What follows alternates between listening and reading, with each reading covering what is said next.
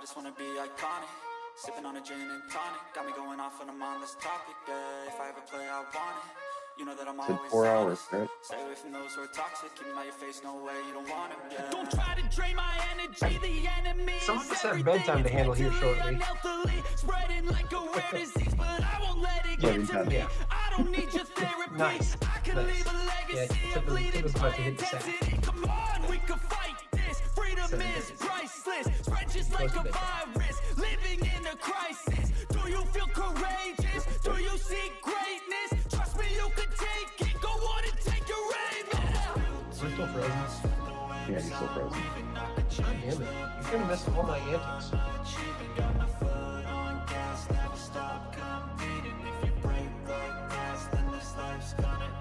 That's assuming I know what I'm doing. Put the little green phone camera off on the bottom left.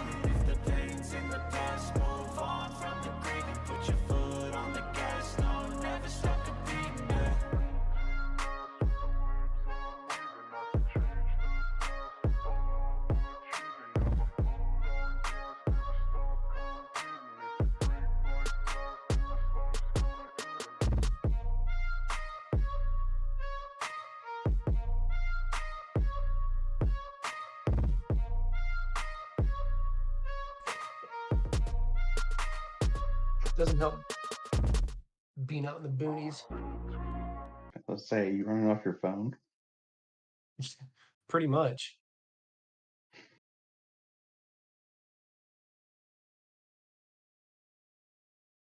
Are we in the green room? He's doing the welcome to YouTube. Can you see the chat? No.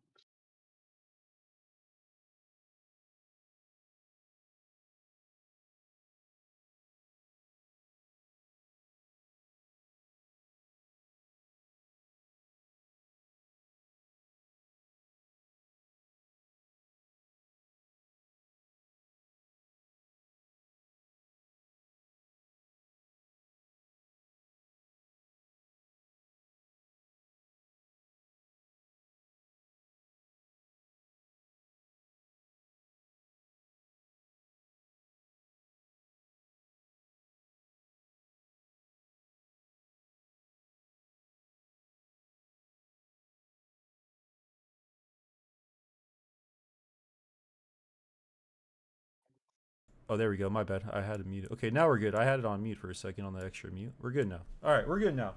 Sorry. I got you. Now we should be good. Now we should be good, right? Yeah, shoe is frozen. I don't know what that is. It's just going to be how it is. You know, he's just, I don't know. Dude just hasn't figured it out on the camera end tonight. So, look at that face. Look at that pic. That picture is a better still than the other one, though. So, you know, it's cool. It's a nice little. Oh, I think the other one's kind of good looking. Yeah, my bad, crazy. Yeah, I'm a noob. You know, I'm a noob streamer, so you know I got to figure this all out, you know, and get it down. But you guys can see that I do have. Let's see. Let's make these. So I do have all the topics in the corner of the right. This is what we're going to be talking about a little bit, and so we're going to let them have the ball. But all right, so we're going to let you guys introduce yourself a little bit. Just kind of talk about, you know, yourself, paintball, you know, how the year went or whatnot, and just like, yeah, just talk about paintball a little bit. So any of you guys can go first. Doesn't matter who goes first, but you guys can take your turn and yeah. Send it, Shu. My name is Shu. I am 41 years old. I like long walks on the beach. I prefer Red Bull to Monster. I play paintball. I've been playing for a hot minute. I think 96 was the first time I picked up a gun, and kind of kept going. Currently I play for Gulf Coast Ragtag Army. I don't know if we're red, black, or gold right now because we're a pretty solid camp. We own the MVPS series, D5 champs last year. So okay. What's up? Got That's my ring. Up. Excited about that. Oh, that's sick. Yeah, definitely earned our ring. 100%. Yeah, I like fixing guns. I'm kind of a Boy Scout, so if there's a problem, it's probably me that's going to fix it. Okay. Or call it out as a problem. Okay. And yeah, it is what it is. But Oh yeah, and I played for Beast Mode Frankfurt from 21 to 22. Okay. They're German, by the way. He said. All right. Our next. What about yourself? Yeah, so my name is Ian. I started playing paintball around 2012 after a deployment to Afghanistan. Spent 5 years in Germany with Frankfurt Beast Mode. Played in Fayetteville, North Carolina at Black Ops for the 5 years. Starting up, went through 2 knee surgeries. Recovered within a year on both of them to get back on the field. Yeah, I'm a marker collector. Okay. How many markers you got? Store.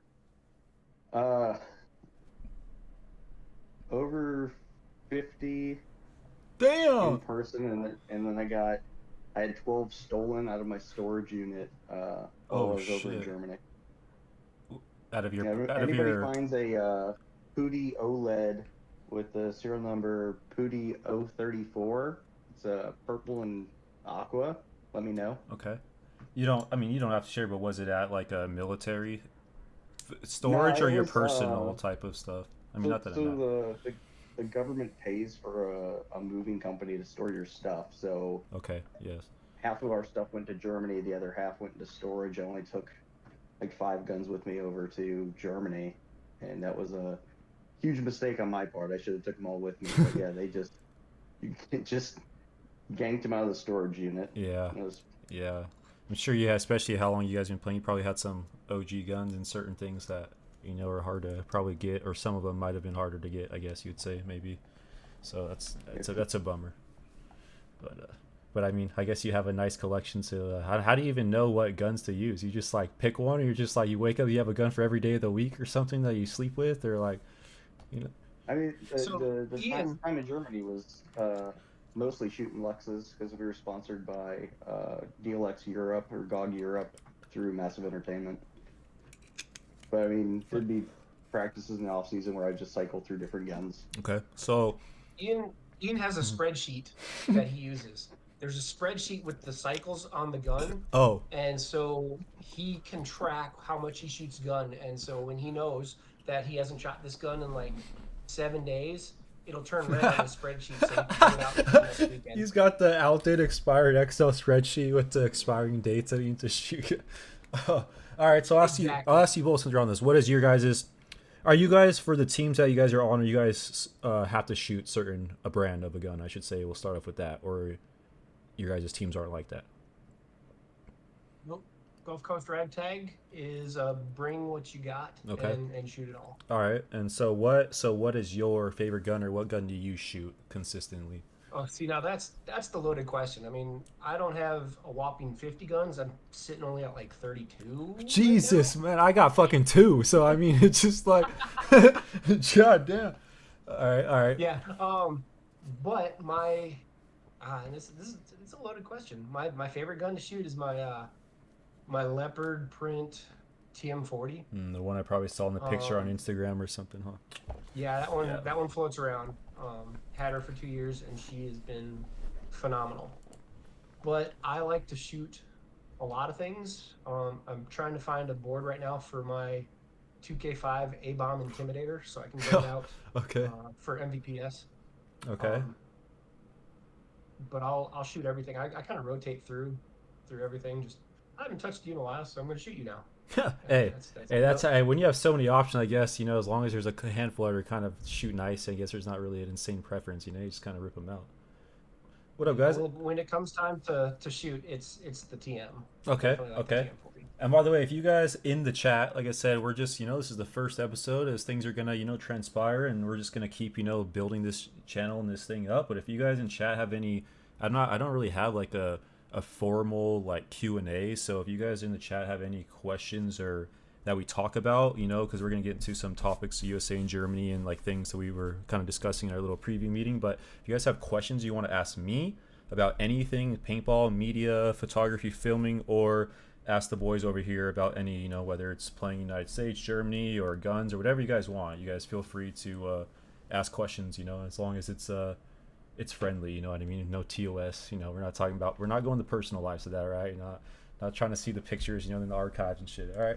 If you guys have any questions, well, I would say, Adrian, my personal preference, I mean, I guess I'm somebody who's kind of always like bought a gun, or like when I was like younger, you know, I've really like fended for myself as far as paintball. Me and my brother, you know, is like the one thing we finally convinced like our parents to kind of let us like get really involved in the sport. You know, it's kind of one of those things that would help us out, but we were, you know, so as a younger kid, you kind of like get that one gun and you kind of use it forever. And I think like I had like an '09 Vicious Ego back in the day, and and I had Egos before, and I've kind of already just been like an Ego fan.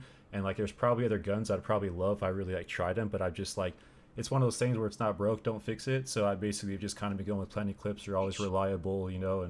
And we just got, I mean, I think I owe my soul to my brother, but we at World Cup at the Hormesis event, we were partying and stuff, or at least I was. Obviously after the day, I needed to fucking relax, drink some beer from all the media. My brother's type person just on his phone, like sitting on the couch, you know, chilling. But I told him, I was like, yo, there's that Project Paintball booth over there and stuff, because he saw an Eclipse gun that he really liked, this like insane like sparkle space dust fucking, I don't know, this crazy gun, and it was like $2,400 like a matching mechanical frame. And he's like, damn, that's a little pricey.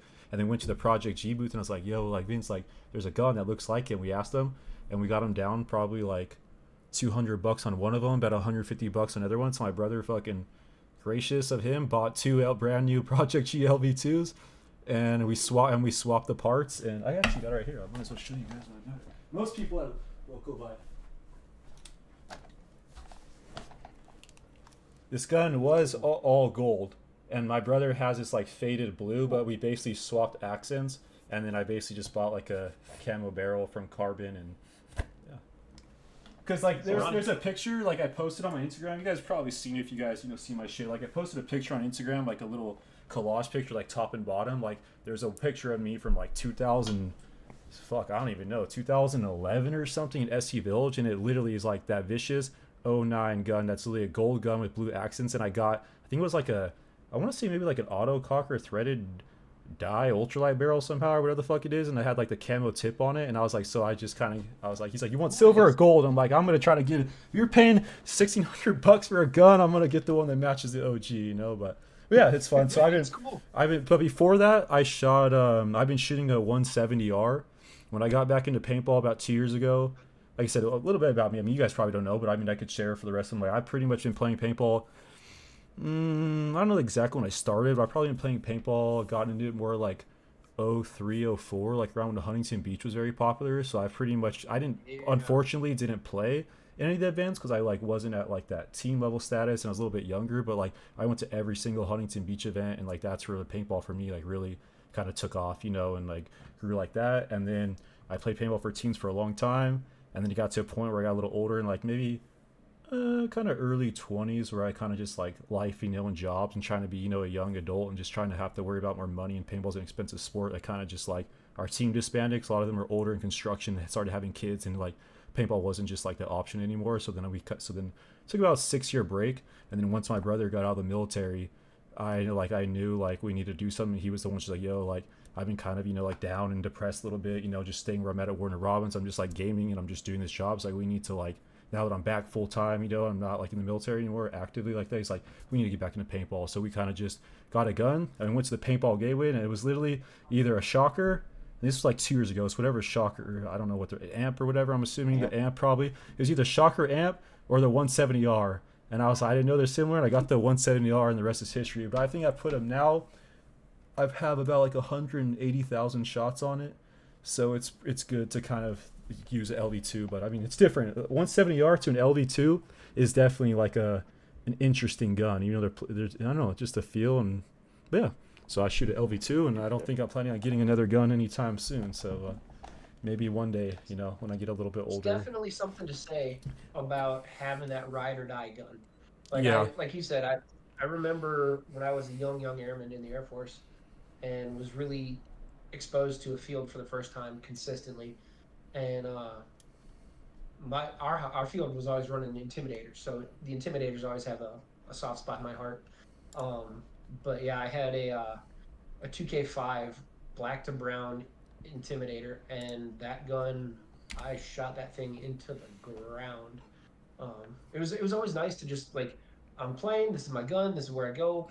Done, handled. When you got Exactly. 30 or 50 guns to pick from, you're like, does this one go with my hair? Am I wearing what Yeah. socks am I wearing today? Yeah. Do the accents match my Yeah. clips? I don't know. So it's always cool to have the ride or die. Like, I'm never gonna bag on anybody that's only got one gun. Of course.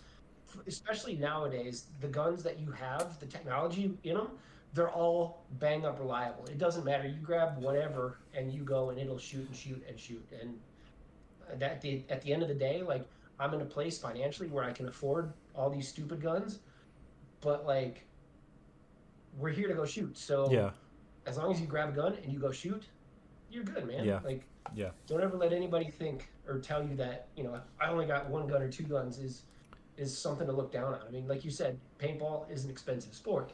Yeah. So if you can at least get out there and play, you're already doing better than people that aren't. So yeah. Yeah.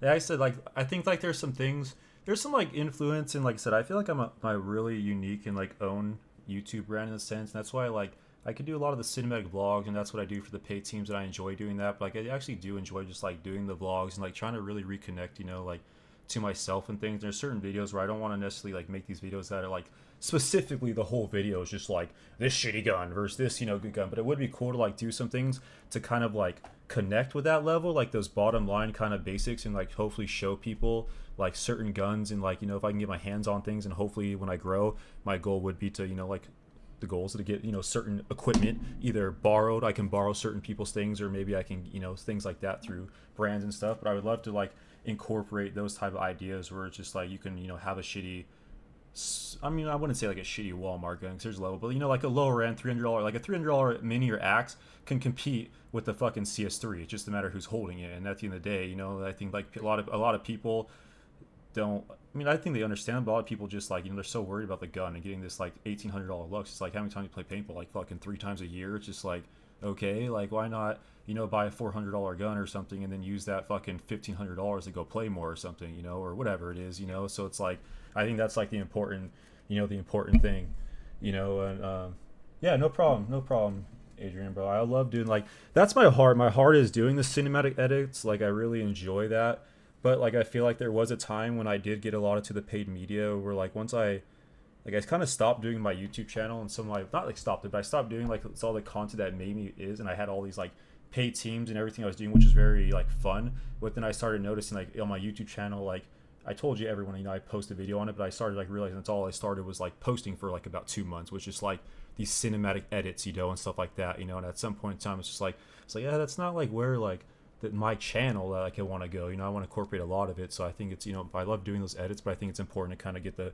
personality wise and not just see people just like shooting clips and people shooting each other, like to learn about people and their stories, and all that stuff. So I think that's like the biggest thing with this podcast and like the Bangers Only vlog series. I'm going to try to I got a couple cameras, GoPro, so I'm trying to take a little bit more serious and just try to have a good experience for anybody whoever wants to watch. But we've done pretty well. I mean, we're 75 subs away from 2,000 in a year and almost 1 million views on YouTube, so I think it's been doing pretty well. This is year 2. All right, well, we kind of... Who's the other guy in the podcast? What? Where? Oh. Who's the other guy in the podcast? The one that hasn't said anything. Hey, I was just going to let He's you talk. talking. No. Well, I think you guys, that was, yeah, you guys, some good introductions. I know you're kind of talking about guns. Like I said, this is an open discussion, and I enjoy talking about all these like caveats and little deviation things. I feel like there's certain things that we won't hit on, but I feel like there's a lot of people that are in the chat, that were interested in, seeing this level and seeing players at a high caliber, being able to use lesser equipment, and still doing their job, and to show that's like, it's about how much effort and time. And like I said, like Adrian is right, the biggest thing is just literally just getting out there. I think that's just like with anything, especially paintball, it could be intimidating, whatever, but like once you start getting out there, getting shot and like kind of like feeling it, like you're ready to get out there. It's like for photography and media, I have like so many creative ideas in my head that like there's weeks and days that like I end up not doing anything because I have like so much stuff that I want to do and I not do anything. Where now I'm like, my mentality is just like, no, like fuck it, like you have these ideas, whatever, do one at a time. Just go outside, fucking take your camera, just start shooting and make the content. You know what I mean? Stop contemplating and like, you know, because like I said, I'll have a million ideas, and if I just did them one by one, well, fuck, they'd be 10 great videos. But instead, I sit here for 5 days and don't do shit because I just am overthinking the content and how much videos. Like, no, you gotta just like get out there one by one, day by day. You know, shoot a couple people. You know, get the feet wet, and yeah. Do any of you? He said, I got a question in chat. He said, do any of you still have your very first marker? Ooh, Oh, that's a story that we went through. Huh? Was that one of them? Was that I one of them? I don't. And here's what happened.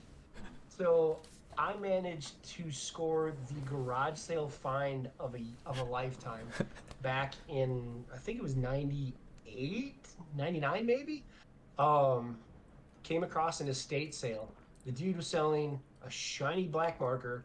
It said Turbo 4x4 on it, made by this company called Smart Parts. Yeah. So I snagged that, a skeleton tank, and a Revy loader. I still have the Revy. I don't have the gun anymore. So I ended up with a Shocker Sport Turbo 4x4 or something like that. Way back in the day, and I literally had no idea how to make it work.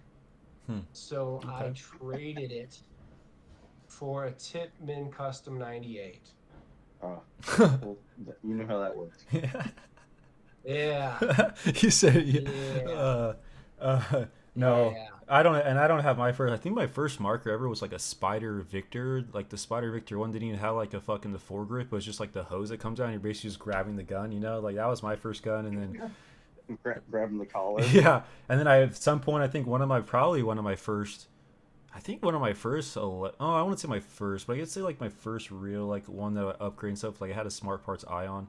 Those things were fun, but the Ions were like, you never wanted to take the body from the frame apart because they never went back the same. There's always a leak or something wrong with the hoses. That's like the one thing when I got back into paintball, like I knew when I left paintball, they were starting to really go to the macroless. I think like Bob Long and like the G6Rs and things were like the ones that starting to kind of do it. Like when I fell out and like I came back in, I was like, holy fuck, half these guns don't even have to use a tool anymore, you know? And like there's so much crazy shit, like the innovation of paintball and those minuscule levels are pretty insane. It's like even like I know like the LV 1.6, you know, is a pretty good Planet Clips reliable gun for being a little older, but it's like it's just weird, like even though it's not a big macro line, just like going to a gun that has a macro line and you're like, wait, what the fuck is this, you know? Are you going back in time, you know? But the thing in the way.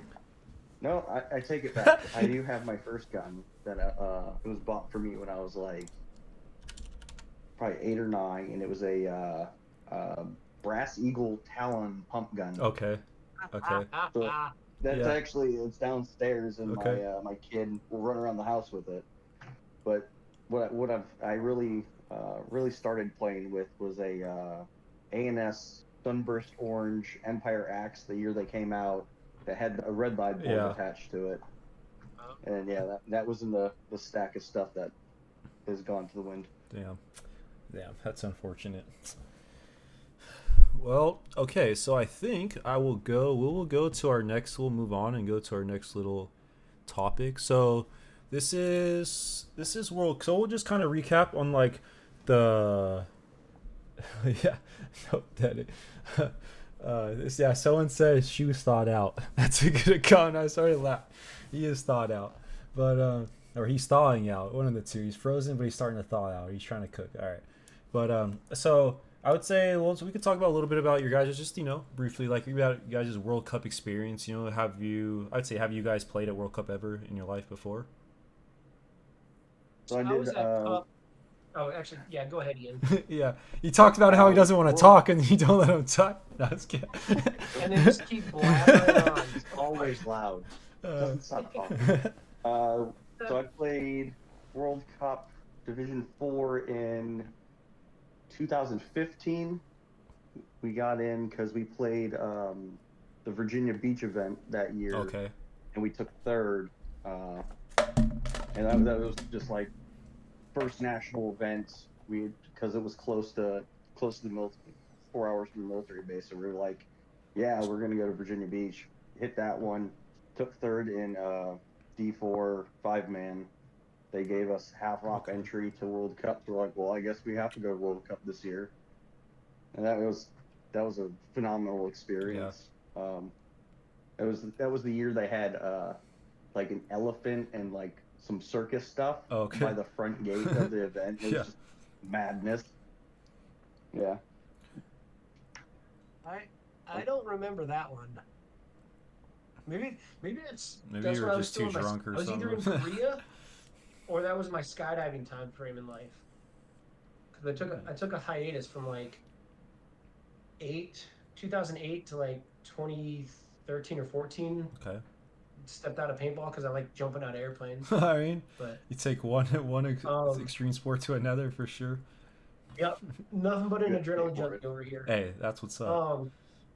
Yeah, dude. Yeah, that's life.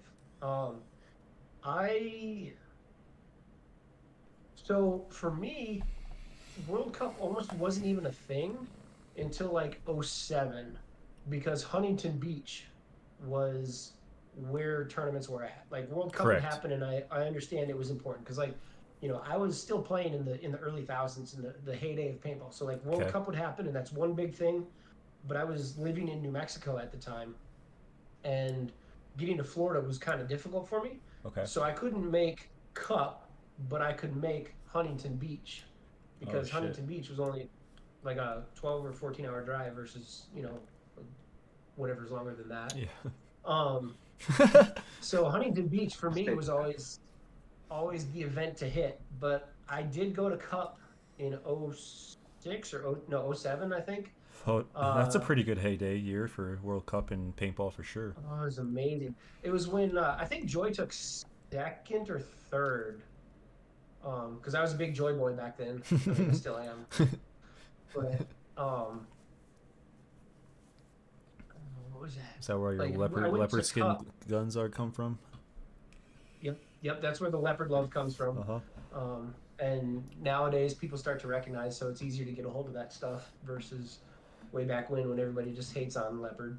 Yeah. But I went to Cup in 07 with a bunch of my dudes from Lubbock, Texas, and we played X-Ball, and we got blown out on Thursday. I think I had just gotten stationed in Florida, so they're like, "Hey, we're gonna come to Cup." I was like, "Cool, I'll be there." So I drove down from the Panhandle, and we got blown out on like Thursday. They're like, "You need a pit crew." We're like, "What's a pit crew?" Like, we showed up to play X-Ball with 7 dudes and got absolutely obliterated. So it's just enough, right? Yeah. So then I had to figure out how to bring like 30 cases of paint home in my truck because they weren't going to fly back to Texas. And then we spent, Friday, Saturday, Sunday just getting obliterated. So that was great. Ended up breaking my elbow because I was just ridiculously drunk. So. Yep. Wow, that's dope. I mean, what you guys are, it's like I said, I have no expectations of like these podcasts is fun, but I think you guys are very good guests, entertaining. I think you guys have like joked around and downplayed. You guys are very like entertaining and stuff, and it's good. So, that's what's up. I hopefully, that was my first World Cup this year, and I hopefully, it'll be the first of many. My goal this year is to travel to every NXL event to do media, and seeing if I can, maybe play. My goal is next year is to play something on Sunday at World Cup, whether it's mounds or whether it's like, so if you guys fucking end up going to World Cup next year and you guys play mounds or do anything stupid or 3v3s or whatever the fuck your team, you guys need 10-man people, hit me up because me and my brother will be there. So I'm down to bring my shit. We stopped rolling into that. We got the entire German team to buy mech frames, and none of them got to use them. Dude, that was so great. I remember the panic like a couple of months before Cup. They're like, "Oh, we need shocker frames, we need Lux frames, we need them now." And we didn't even play mech at Cup. Were you guys planning on playing mounds or something? Is that what or is there other mech? The initial plan was we were going to play 10-man mechanical because we were bringing 11 or 12 people with us. And it was going to be a relaxing time, playing paintball with our paintball family, and we were gonna, just have fun, drink beer, spend time together because it'd been months since we had all been together, and we ended up just being like, no, we're just gonna play the D4 X ball and see what happens. Yeah. So I kind of looked at like I don't really need to bring it up. Well, I brought up the paintball leagues just to kind of reference, so we could talk about it. But it's like I noticed that. Let's see. So you guys are basically, besides the other dude, Marius, whatever, that was roster on the team. You guys are pretty much like the highest ranked people. None of the other people have like even APPA. So okay, so in Germany, do they? Okay, so in Germany they use paintball. Obviously, everything's registered through paintball leagues and stuff, right? No. Or it's not. Is it a different like? Everything's registered through the German. Oh, DPL, okay. I should have. Yeah, I should have. Okay, that makes sense. Yeah, I'm just like I said, I'm learning certain ends and it's just so yeah. It's kind of looking at roster. So you guys. Okay.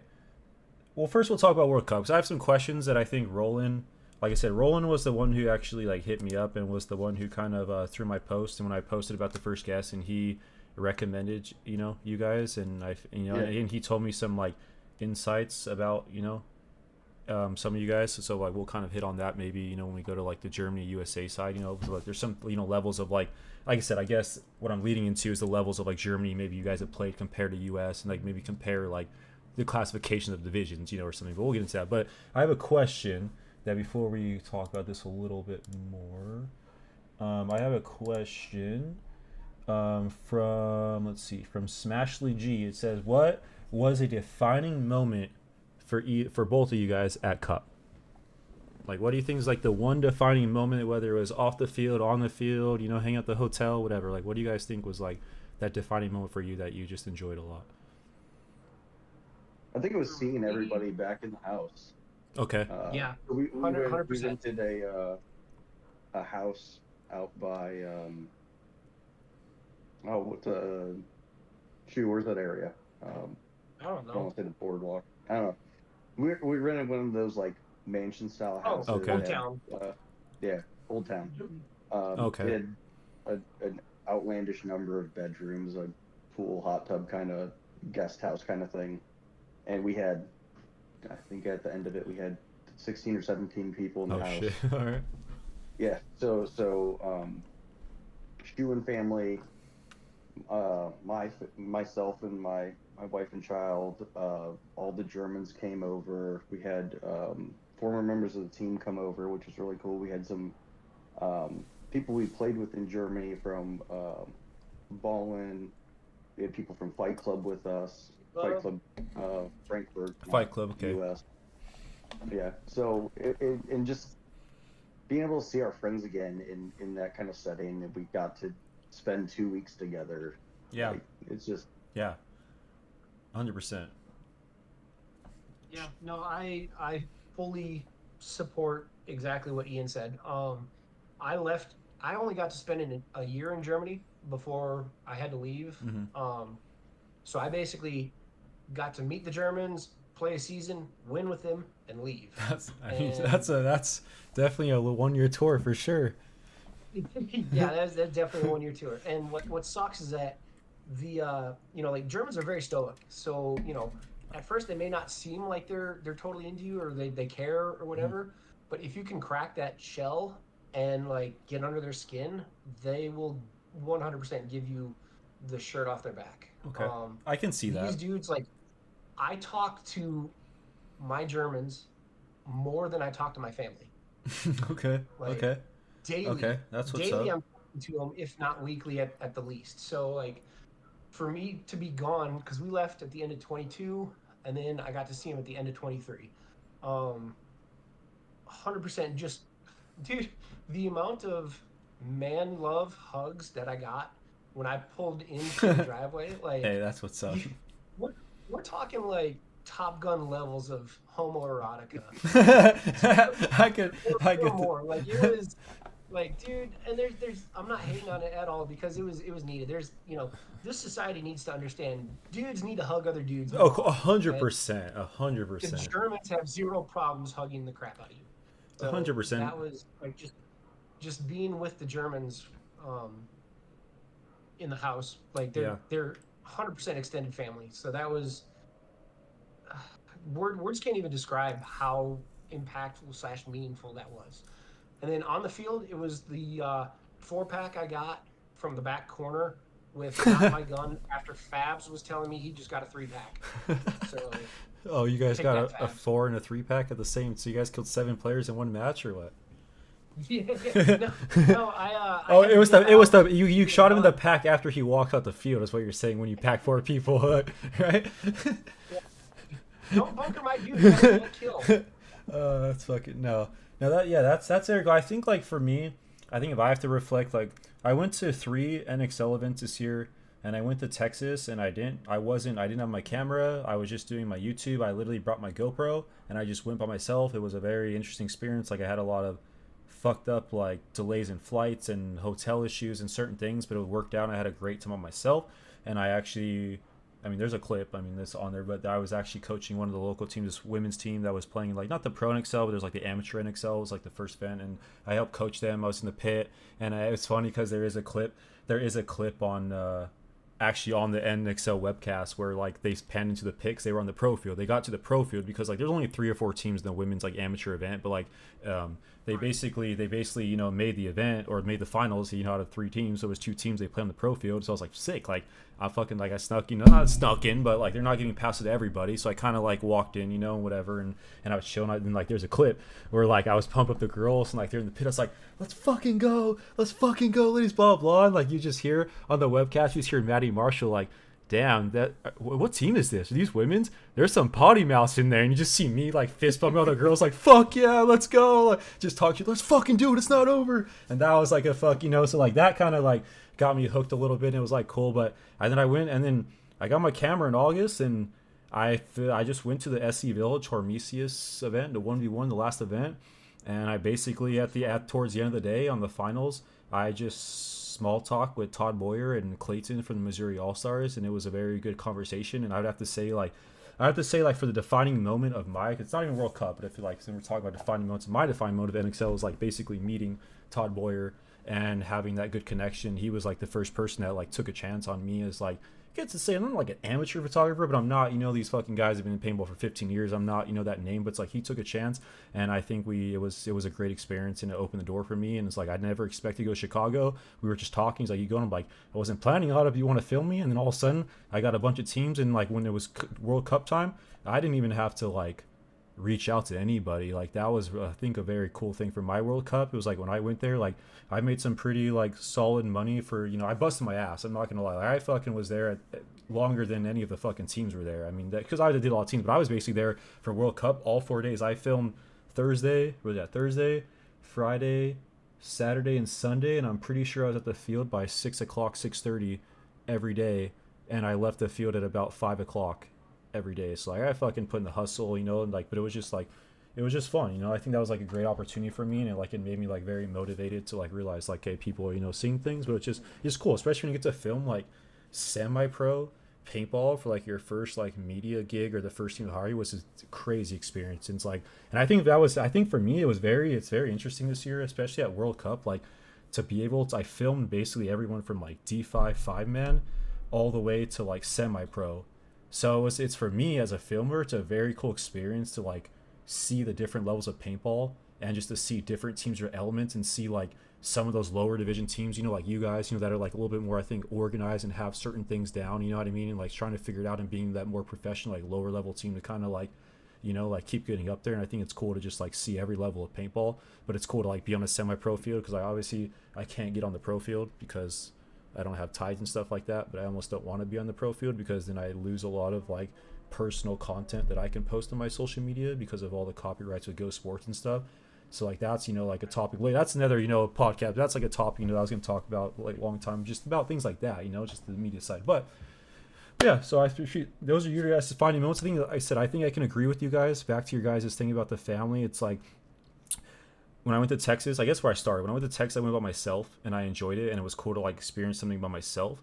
But then I went to Chicago, like it was like my brother, was getting, he's getting, VA benefits. He's doing, he did the military, he did his time, getting a little help, while he's trying to figure out his things. So it's like he has a little bit of like, he's just been saving. It's like Vince, like I want someone to go to Chicago with me. It's like, you want to go? It's like, fuck it, let's do it. So it's like I think for me, just to have like my brother and a supporting cast and family to like be able to like be there with me and enjoy the experience. Like me and my brother have never played NXL events. We don't travel to NXL events, so you see the Red Bull post. Like I was gonna, no, I was gonna say anything. yeah, I saw it. Don't acknowledge.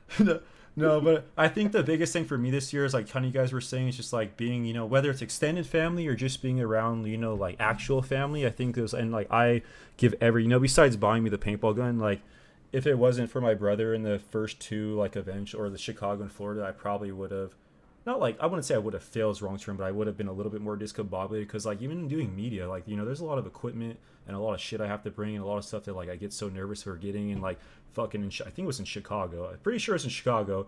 We were literally going on the fucking Uber and I was like, fuck, I brought a brand new monitor for that event for my camera, like $200, and like I left it in the fucking hotel room for whatever reason in my other bag, and I just knew something was wrong. And me and brother was like, should we turn around? Should we not go around? It's like, Vince, I need help. The decision right here, because my dumb ass would have been like contemplating all the way to the fucking field 20 minutes, would have went back, I would have missed my game. So it was like, it's cool to have someone supported in the stressful moments, even filming, to like be there, like, hey Vince, like you don't know what you're doing about camera, but like just hold it, screw this monitor on, you know. It's like, because like to be honest, like I love being there, but like as media, to wake up at 5:30 in the morning to get to the field just as early as you guys to film, like it's a fucking, you know, it's a grind. And it's just, you know, a grind myself, you know, like I gotta get up to go. But it was a great experience, and I do enjoy the games some of you guys have had in certain things like early in the mornings, because it's like it's nice to film and get some of those games early out of the way, you know. It's 7-8 in the morning and stuff, but yeah, I think Not midday in the summertime. yeah, well, especially in Florida, like I live in California, so I mean, I'm sure you guys, you know a little what,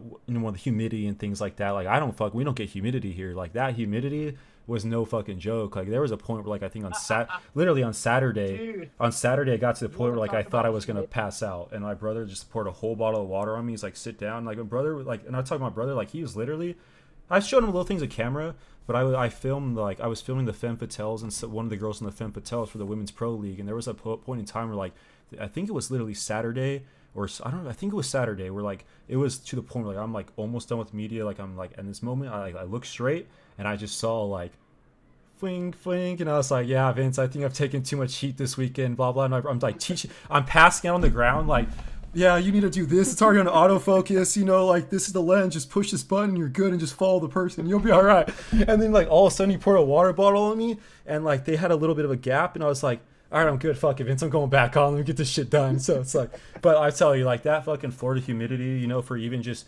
doing media, like, because like I said, like I filmed semi-pro in a lot of fields that were separated from your guys' fields. Like there was moments where like I'd have to run from the fucking far fields all the way over to the other one, and like just running and jogging that heat is more of a, you know, brutal. But yeah, I think it was a good event, you know, and now I'm a little bit more prepared next time to not die of a heat stroke, you know, and you know, but you know, I think it is that's just important, you know, especially in an event like that. I saw a lot of players, you know, like getting tired. I think it's important that like we understand our bodies, and you know, on a other level, that's like when you're actually like drinking a lot of water, especially at an event, like you're probably still not hydrated, you know. And that's like what I've talked to my brothers. I was like, dude, we were drinking, so I probably drank 4 cases of water by myself, and I never actually got to like that full hydration, you know, point. And it just, you know, it's a very important level, you know. I think we got to take care of our bodies and all that shit. But yeah, I mean, okay, so I guess, well, in the last little part of like World Cup, I'll pull up the, I mean, I don't know if you guys, I mean, you guys might know how a lot of the matches went. I don't really know, but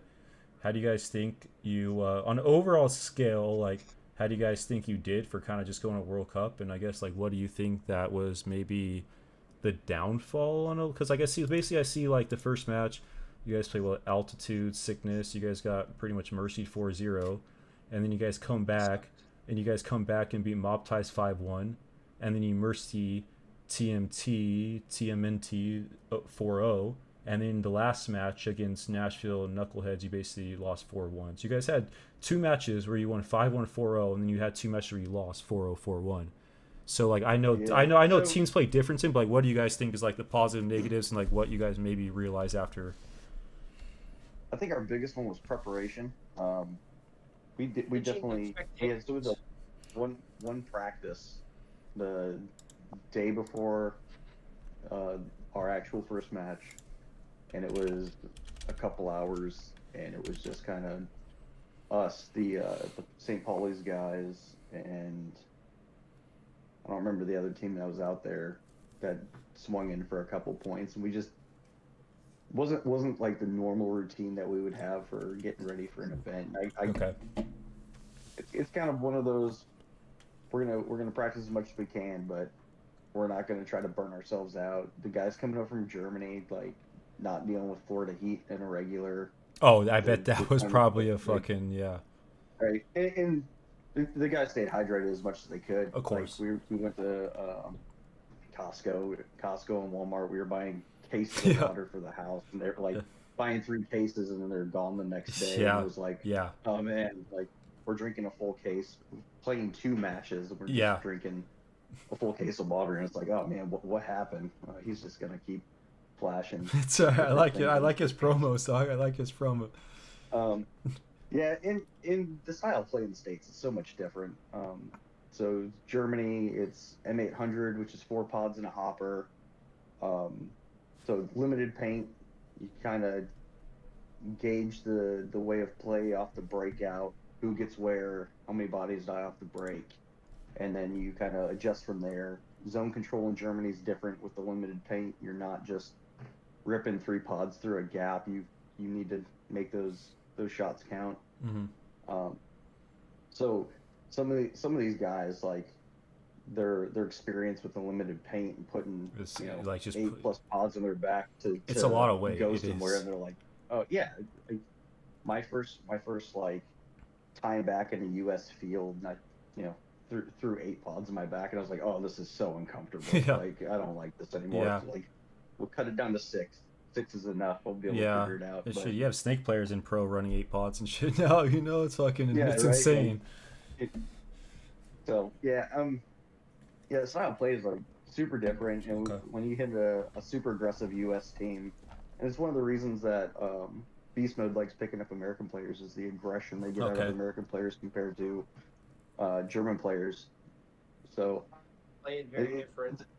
Yeah, it's a different style of play. It's a little bit more, I wouldn't say tactical, or more like, not tactical, but a more of like, not as like push, more of it'll like get to your... It's not so much wrap and go. It's wrap. Make sure you don't die, because you're taking 20% of the paint off the field for your team if you die. True. But so I played the front for a while, and it was like, I'm gonna get to the Dorito 3, and I'm probably gonna pause here because just sit if I and crest take out of that this paint. bunker, someone's got that lane on the tape, and that's it. Yeah, but I mean, you gotta also think with that M800, it's more of a technical type of game, because you have to make those shots count. And in Germany, they have a nice cold season where nobody goes outside because it's freaking winter time and it's cold. So they hide from the winter in barns, and what they do is they shoot each other with these rock solid rubber bullets called reballs. Oh yeah. And when you're 16 feet away from another dude and you're snap shooting with reballs, you gotta be on point, otherwise you're literally gonna be playing with bloody knuckles. That makes sense. But I mean, like, look at Nick Ripple. Nick Ripple, he just came over from Germany. He's like the best player in Germany or something like that. No big deal. He gets into, the Hurricanes, and the Hurricanes are a very methodical, very technical team. Okay, yes. And he fits in perfectly. Like, his technical skills are incredible, because what the Germans do in the wintertime is they just go to reball halls and they sit there and they work on real quick, like, two-person tactics to, pinch a dude out, and communication drills, and all kinds of gunfighting skills and drills. Like, I remember after my winter in Germany, when I got in my first gunfight, like the first event we played, like, this dude started shooting at me and he got the drop, and I was like, okay, cool, now I get to gunfight you, and you're gonna die. And like 2 snapshots later, the dude was gone, because we had spent literally like 70 hours with reballs just working on snapshots and very technical skills. So it's the German style of play is more fundamental based. It's it's very fundamental based. That makes that's I guess that's what I say when I said like tactical. I guess it's more like a little bit more fundamental, a little bit more like for sure of things, you know, and certain, not just like run and gun and fucking cram up each other's ass all the time, just bunker people every time you have. But okay, no, that's cool, because like I think I've you know, like it is interesting, you know. It's like, even though paintball is like paintball, like, yeah, but like obviously the different countries play it away, and like whether it's financial or whether they make their rules because of things like that, or, you know, whatever it is, because things are more, you know, whatever it is. But it's like I think like there is a level that I've noticed, like I guess I should say other like popular countries in Europe that play paintball. I think like there's a level that in certain other places like that they focus, like you said, more on the fundamentals and stuff. Where like I'm not gonna I'm, you know, building my team and stuff, and we on my last team, you know, we played a couple tournaments this year where we kind of were just like, we would like practice and like do our shit, but we're good players, but like a lot of it was just like scrimming, or like, you know, going to a Sunday and, you know, playing with 8 teams, and like it wasn't as much as like, let's fucking like sit there away from everyone else on a different field, or even a fucking hyperball field, and let's just all 5 of us just snap shoot. And it's like, you know, like it's crazy because like I've lost a player or two in this off season that were going to be one of my foundation cores, because it's like, I don't know if these people like don't want like sense of direction, and like certain people are older than me a little bit, so I don't know if like there was an issue of like listening to like me, you know, like with someone might have a little bit more experience in the paintball world. But it was like the point where like there was a lot of level like areas I thought like in certain tournaments where like we had a chance, we made playoffs, like we had it, but like it's like those points where like you just, the fundamental, like the team that has that extra small little fundamental, you said, that extra little snap shooter, that guy's been snap shooting for an extra month, you know, than you have. It's like that's the minute details that I think a lot of people overlook. And I think like, I guess you would say like we're out in the States, you know, a lot of stuff in all of our sports, not even paintball, is very flashy. Like, you know, back in the day, if you look at basketball and you look at football and you look at all these sports, like it was more of like play calling, more of kind of just like going to the paint, you know, and kind of like using your brute. Nowadays, just like this flashy, like we want to fucking dunks, you know what I mean? We want touchdowns. We want to fucking murder every single goddamn person up the field. But it's like, when you do that, like you'll see like Dynasty's a perfect like team. Like they have their aggression, but they're a very smart chemistry team, and like they don't do a lot of stupid shit, you know what I mean? They're a very, you know, and that's why I say like Russian Legion, you know, Russian Legion I think nowadays is not where they used to be. But I would say, talking about like fundamentals in Russia with like, I could say the weather and all that stuff, it's the same type of thing like Germany. Like the reason why Russian Legion for, you know, 10 years ago, whatever the fuck it was, when they first were like really making their pro team, they were fucking killing everybody. It's because I think like they were also getting paid like every day. Like their literally job was like 5 days a week. You show up to a paintball field and you practice, like that was their job, you know. It's like, which is pretty fucking crazy. Yeah. But there's a reason why they were like Fedorov and all those people were like, they fucking can gun battle anybody. Like they were the most nastiest fucking clack, you know. It's like, and that's, I think certain things, you know, here that we need to like, what's up, Brandon? I think that we need to focus on, or I think like, I say at the younger level, more the younger level, it's like we have to like teach players to like get to a certain level, like any sport. That's not about like just screaming people. It's not about just getting your 5 boys, you know, and just fucking playing. It's about, you know, doing those fundamentals, gelling, you know. And I think it's like, I think, you know, when like I said, we're kind of I will move on a little from the World Cup, and we're kind of talking about the Germany USA, so I think it's like perfect. But I think, like I said, I think preparation, you know, and just that chemistry, and like, you know, you'll see a lot of teams that like have all-star players, but because they're hired guns and they don't really play on teams, you know, they like lose. But then you have these teams that are local and they're all fucking like Paintball Fit. You know why fucking Paintball Fit so good is because they're all fucking the same state. They're all in like the same city, you know. They're fucking they're grinding the fuck out of everything. Like where you have these other teams that are like, oh, like this guy hasn't even played on this fucking event, all of a sudden because they think they need a hired gun, they have one guy, and like it doesn't, like, you know, it doesn't work like that. So I think it's important, you know, to build a chemistry, build the fundamentals, you know, and teach younger players that like how you become an Oliver Lang, how you become a Ryan Greenspan, is you fucking put in the work away from the scrims, you know. You fucking sit in your goddamn bedroom, you know, and pretend like you're snap shooting, you know, and things like that. Oh yeah, what's up, bro? About younger players, for Germany, the legal age for paintball is 18. Oh, so shit. A lot of those guys, they start paintball at 18 years old or older, and that's when the grind starts for them. So that's crazy. See, like, yeah, it's trying to be financially stable at that age to play paintball, and then, you know, you go to an NXL Europe event, you got the guys in Poland and France and Italy and Spain that have all been playing longer than that. You're like, well, this is what you're up against. Yeah.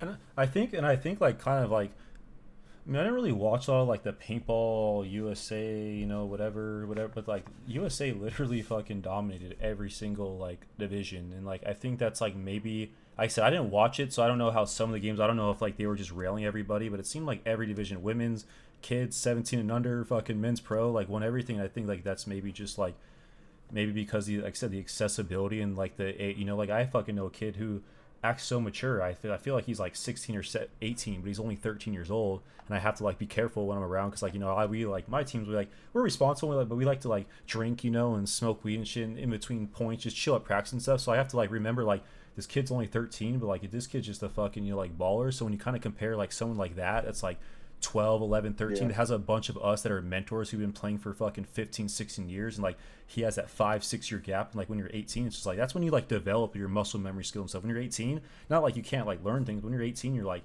you've developed a lot of like things, so now you have to like really teach yourself how to like muscle memory, you know, and paintball and things. When you're fucking 13 to 18, like you're just fucking learning, you're soaking everything you can, you know, and you're just naturally doing it, you know. You're not like forcing yourself like fuck I'm 18, I'm a far off the curve, I have to work even now way extra fucking harder just to compete, you know, just because I've started so late. But that's crazy. That's I think like that notion what you said right there is like I think something that's like I don't think people really think about.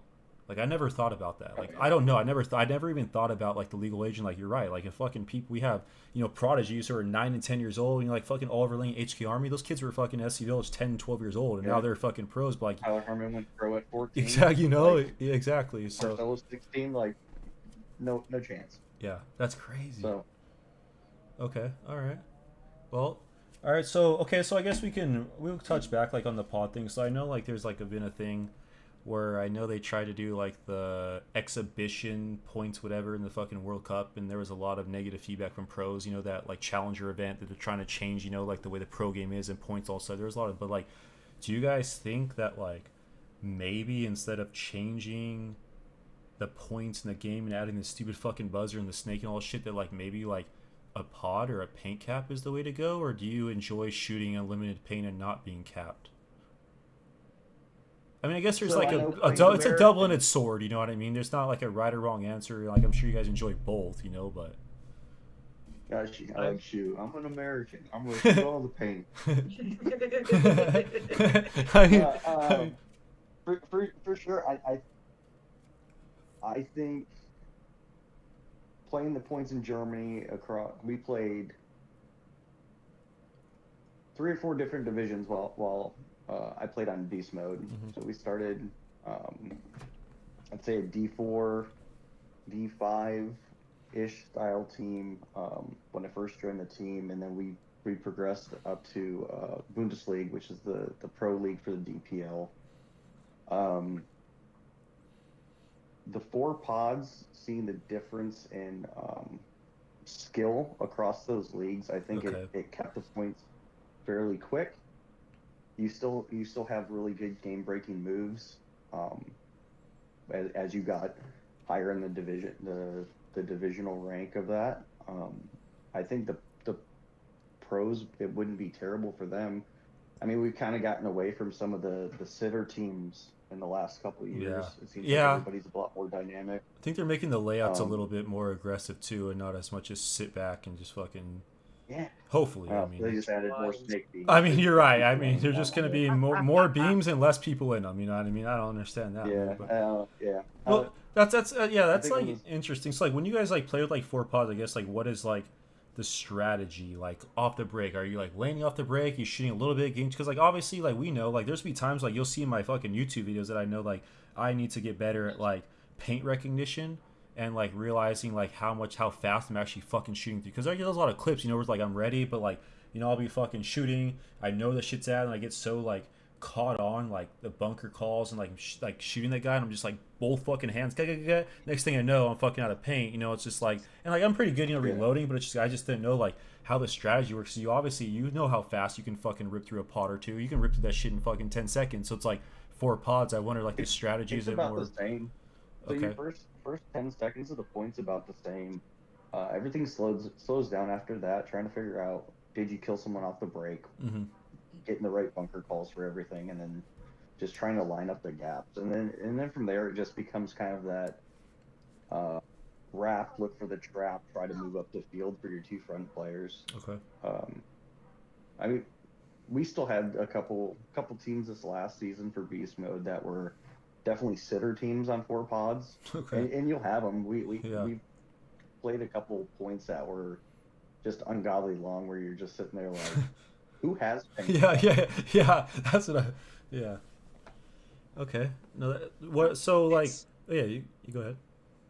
I think, with the limited paint, the strategy isn't so much different than, when you've got 14 pods on your back. It's just an accelerated thought process, because instead of holding lane for 7 pods, I have to hold lane for a pod or a hopper. And then I need to be thinking about who's stopping my move, who's stopping my front dude, how can we pinch these guys out to push the snake, the Dorito, or, up the middle. And that's... Okay.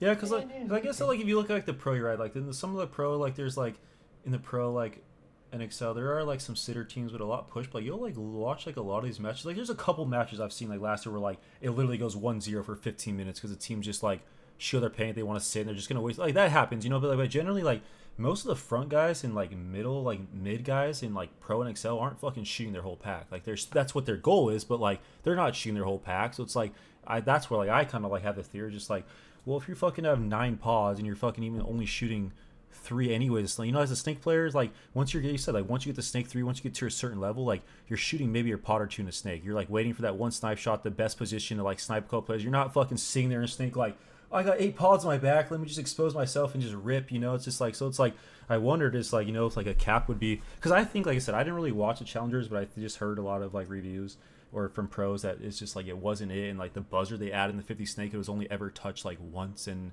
a lot of people said like it was stupid because like all you had to basically do was like contain that area. Once like if whoever got in the snake first, you just contain it, and like nobody can ever fucking do anything. And it's like, okay, like like what's the point of this? So like I said, I think like that was another thing I've seen like a lot around the books about the pod limit. So that was just like one question, since you guys actually play it. If you think that like they like, if you think like it should just kind of stay where it's at, or you think like maybe there could be some trial and adoption into like certain levels of actual American or NXL paintball that like, it might help, or do you think it's cool just to fucking rip 25 pods if I really want to, and have the freedom to, I mean. Yeah, I think you bring the likeness back to the divisional players, if you said. I mean, you don't make.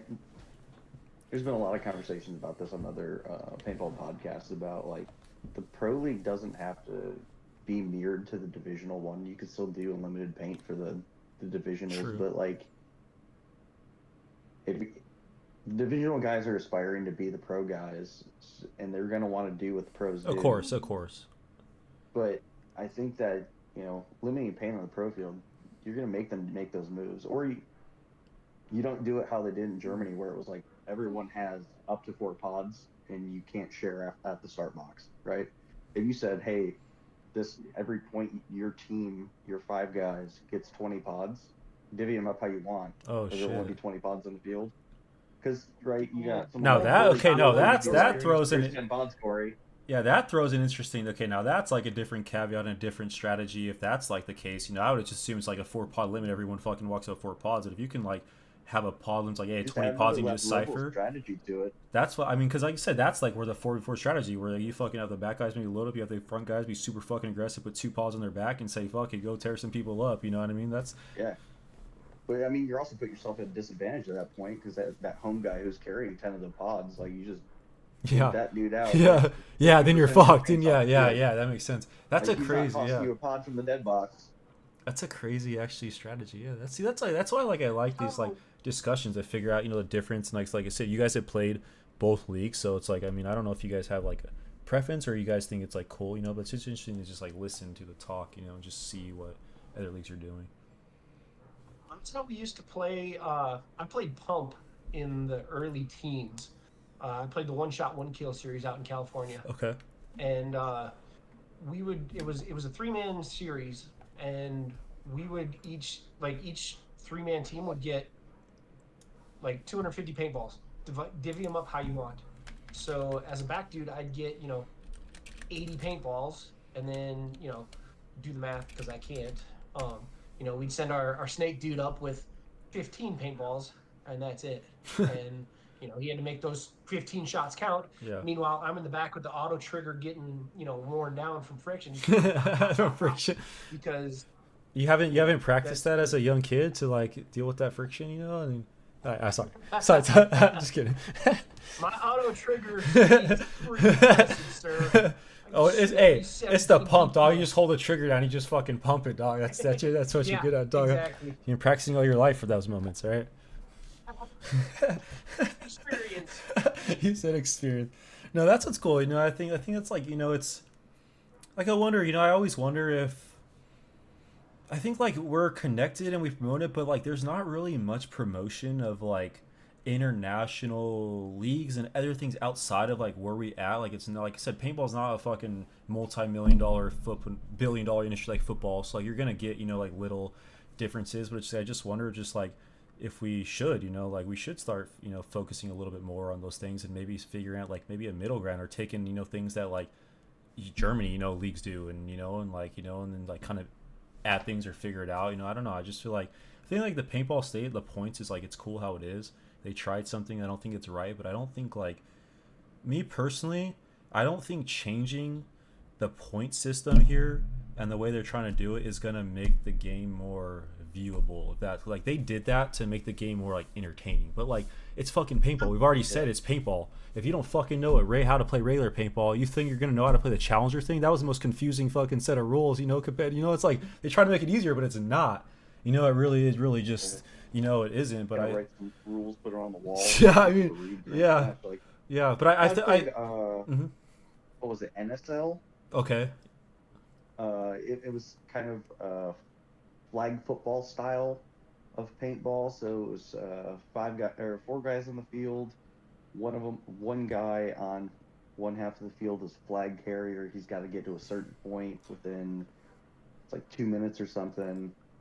If you don't, it's an offsides. It switches to the other team. Something. It was super confusing, and the way we ended up doing very well is we played X-Ball with it, and we just shot 9-10 pods and just locked people out of zones, and it defeated the purpose of the game because it was supposed to be like low shot count strategy game, but like, nah, man, I'm gonna rip this G6R and just dump paint on you for the next 2 minutes. Yeah. Huh. Yeah, I mean, strategy to shoot more than the other guy.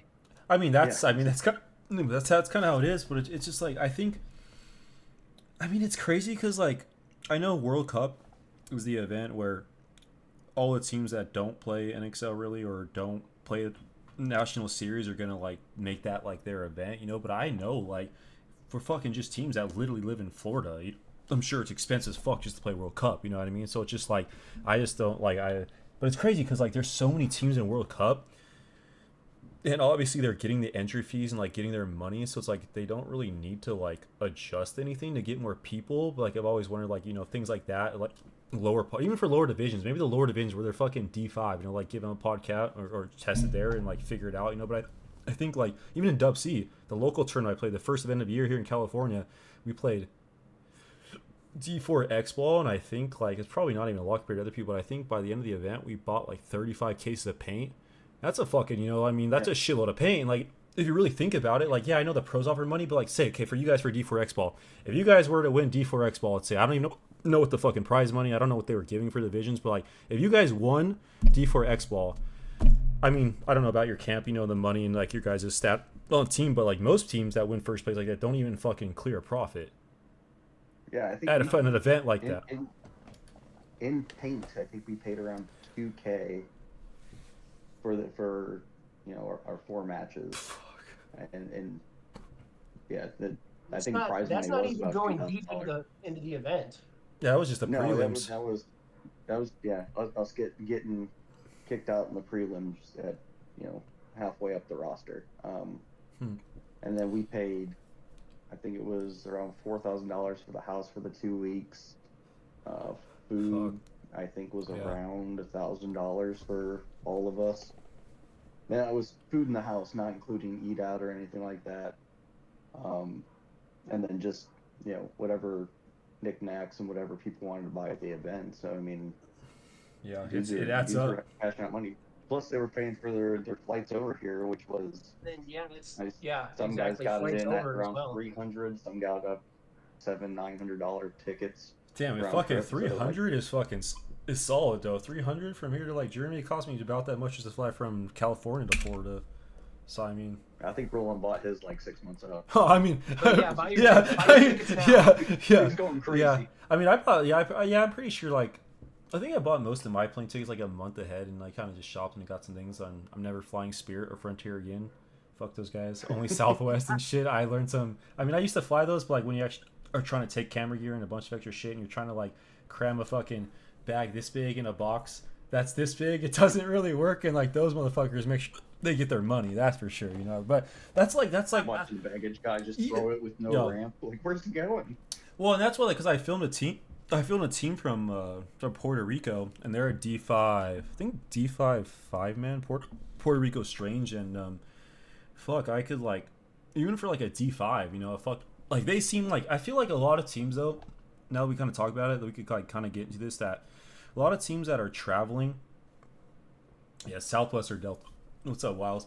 A lot of teams that like I feel like are traveling from other countries. Like I wouldn't say we're not serious like what we're doing here, but like there is like a level of like you have to kind of like have this like commitment, or you have to like be ready, you know, and like pay for this event. And I couldn't imagine just fucking, you know, an airplane fee, you know, Level of minus the entry in paintball, you know. I mean, fuck, I wanted to play X-Ball and NXL, but like, fuck, just for like what'd you guys pay for entry fee? Like 2,500, $2,000 or something for the team for D4 X-Balls, probably in a couple grands. Hang on, Roland's gonna tell me in a minute. I think it was. Roland will tell us too late. He can't message in the chat. He paid $725 11 months before the event for his ticket. $725. So it wasn't even that good. Damn. Oh, okay. Yeah. Okay. So I would say, well, we can get into that. Like I said, there's, you know, things you guys can talk, the things you guys don't have to talk about if it's like too invasive. But I'd say like as far as like, I guess say as far as like beast mode, like we made it, you know, we talked in the preview, you know, like a lot of teams don't have like backings or 2,500 for entry. fuck. You know, a lot of teams have like backing, but they don't. But it's just like what are like you guys like pretty so like to travel and stuff, you guys like pretty, I mean, you guys are putting a lot of your own pocket as far as like the organization, you guys like pretty well. Like what do you guys, you said you guys can talk about whatever, and like I'm not trying to put anyone on the spot, I'm not trying to like call a roll or whatever, but I just like to know like what it really takes for like you guys to like, yeah, I just want to know like, you know, like because it's like because just to fucking like I said, just to fly and just get to Florida is a fucking arm and a leg, you know, price wise, travel wise, you know, I mean, what's the flight from Germany to here, like fucking Yeah. So we'll start at the beginning of the season. We finished our 4-event season in July. So I flew out of Germany in end of July. I had a report to Virginia in August, and we had, I think it was the 23rd was our last event day. I flew out the 27th, like putting stuff in the UPS box on post to like mail it back to the States. So I wasn't missing the event. But That's what family does. Yeah. So starting that season off, we were doing a little bit of reball, and then we were doing like just minor trainings, just trying to keep current and stuff. And so how we did things, because from Frankfurt, our home field was about an hour away, Paintball Han out in Adelaide. What we'd do is we'd get a hotel room for the team. We'd drive up Saturday, practice, usually doing like fundamentals, a little bit of points, and then spend the night, eat dinner, go in the next morning, and then usually run points against another team. Super effective way to just do business. But the wonderful part is the players of the team got to be players. They didn't have to think about where they're staying the night, where they're eating, how much I have to pay the day of. Like Roland knocked it out of the park and actually like did the financial management for the team as a whole. So we paid monthly dues, which went towards like, you know, new pods, the entry fee, he would collect money either usually before an event for paint or whatever else, and like the team outside of that, the team didn't have to think about doing anything paintball related other than showing up, being a player, thinking about the game, and it, like your mind was clear, right? Like Yeah, it's what you're you not want. worried about anything. It's what you want. Yeah, exactly. It, like when you talk about like running something like a divisional team, and you have a little bit of that extra time, it just makes the experience for everyone better. I mean, not the guy who has to manage it, because Roland stressing himself out all the time was awful. But like trying to like ease some of the burden where you could, you know, someone take pods home and wash them, something like that. You know, event day, someone brings snacks, whatever. That's cool. And just And the Germans oh, if you want to break into a German's heart, just bring some peanut butter M&Ms and some pretzel Peanut butter chips and some M&Ms. Gatorade. Flo, you're welcome. Peanut butter M&Ms and Gatorade.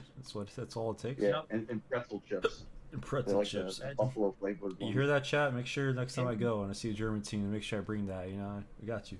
It is a team effort, and I think, you know, I'd have to say on that point, you know, I think I played. I mean, people are like, you played baseball 3 years old. I mean, I didn't play baseball. I played t-ball, you know. But I like genuinely started like playing in organized kind of like sports at like 3 years old, like YMCA, you know, like a local, just like, I'm sure you guys fucking know YMCA. Like the YMCA, you know, I just played a little league, and I've been playing baseball 3 years old. I played baseball and basketball all the way pretty much through like sophomore, junior high school, and I've always played paintball. But I have to say, like, maybe because like when you're playing sports for like a school, it's a little bit different and a little bit more like, it's a little bit different dynamic. But like I've never like played a sport like paintball where you legitimately need like everyone to be on the same page. I know like, every sport you do, but like, you know, you see like, you know, like just say like professional basketball, right? Like for the most part, like, yeah, like if the fucking Lakers, you know, are struggling but they're playing some shitty team, you know, like LeBron, Anthony Davis are gonna carry a lot of the load, you know, whatever, and the fuck team they're gonna hang on. But like paintball is like Oliver Lang, you know, was an amazing paintball player and did a lot of things for Dynasty and changed a lot of moments, but like if it wasn't for everyone like legitimately like, and I, you know, like being in the back, and like he was able to like kind of be very humble as well and just be a collective team effort. But I think like paintball is like the one sport where like away from the sport is where like it all like starts. You know, like I said, I've been playing high school sports, like I've had a lot of good friends, but it's like once you kind of do that, everyone has their cliques in school and things like that. Like paintball, it's like we're all spending like a shitload of money like your own dime.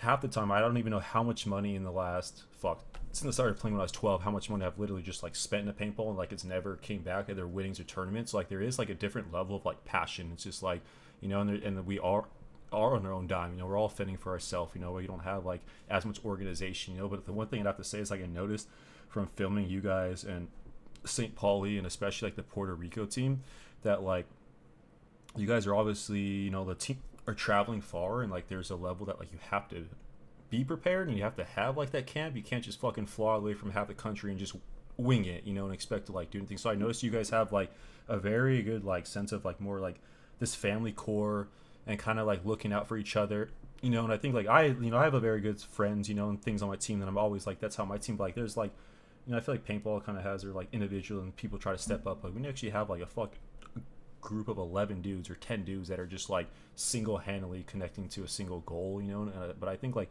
paintball is just so on the fly intense, and you know when you're playing it's not like, you know, you can't like, you know, you don't get scored on and you just like take the ball up and dribble it for 20 seconds, figure out what to do. It's like, no, it's like next point we're like, if we don't fucking just like grab this fucking, you know, off the break and just rip them, we're gonna fucking get our ass kicked, you know. It's like there's just this different level of paintball come all sports that like it's hard to explain for people that haven't like played it. Like the brotherhood and the camaraderie is like, and the family aspect that I try to like strive for on my teams or who I'm like around for content creation stuff is always like number one. And that's like the thing, you know. That's why like these podcasts I enjoy. Like I like talking about people's lives, you know, family, and like, you know, like this divisional and like learning what makes people tick, you know. I think that's like the biggest thing for us is like why people want to travel events, like what's their drive, you know. It's like we already know we're gonna fucking win a tournament and never clear profit, so why the fuck are we still spending $4,000?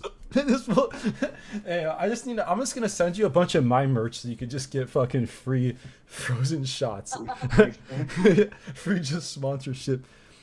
No, but I said I think we all have like our own, you know, nature and it's our own cultures and countries, but it's like I think at the end of the day, you know, I guess seeing it, just like maybe just the teams that I've like filmed and like, you know, could not be all like that for the teams you travel, but like the 3 teams, you know, you guys, St. Pauli and Puerto Rico team have all had like this sense of like family brotherhood, and you know there's like women, you know, their girlfriends, you know, and things like that that are actually like involved. And it's not, you know, I've been on like plenty of, you know, paintball tournaments, and it's like we're not pro. It's like I want people to pit crew, and I want people to even pick the pods on the field that know what they're fucking doing. Like trust me, like I don't really want like some random 10-year-old with a pod bag just running on the field, like not being disconnected. Like there's got to be like that all stems, you know. And like it's like I feel like with the teams you guys have like support from that side, and Puerto Rico had like their girlfriends and their wives that weren't just like there to help them because it's like they're just companions. Like they were there because they're fucking involved with it. Like they eat and breathe paintball with their husbands and boyfriends, you know. And like, and it's just like there's like, I don't know, just like there's different sense of that like I don't see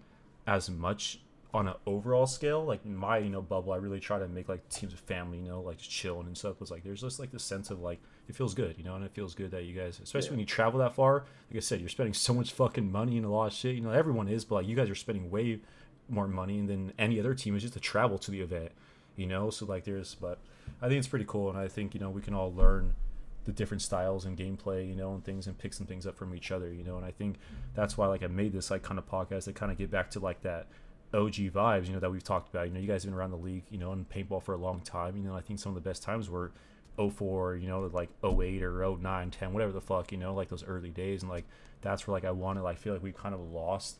Like everyone says they want to grow paintball, and paintball's a very hard sport to grow because it, like I said, is in the NFL. But like there's other levels I've seen that like we're not doing what we should. Like we're straying away from like the core values that made paintball like what it was through the ranks. And now we're just like, oh, you know what? We got fucking money in paintball now. We're just gonna give fucking this guy $100,000 to play for a year for our team. He's gonna fucking leave the next year. You know what I mean? It's just like I don't know, you know. And there's. So the big thing is when you're trying to grow something, like especially when it's difficult to do, like you can't have an American mindset.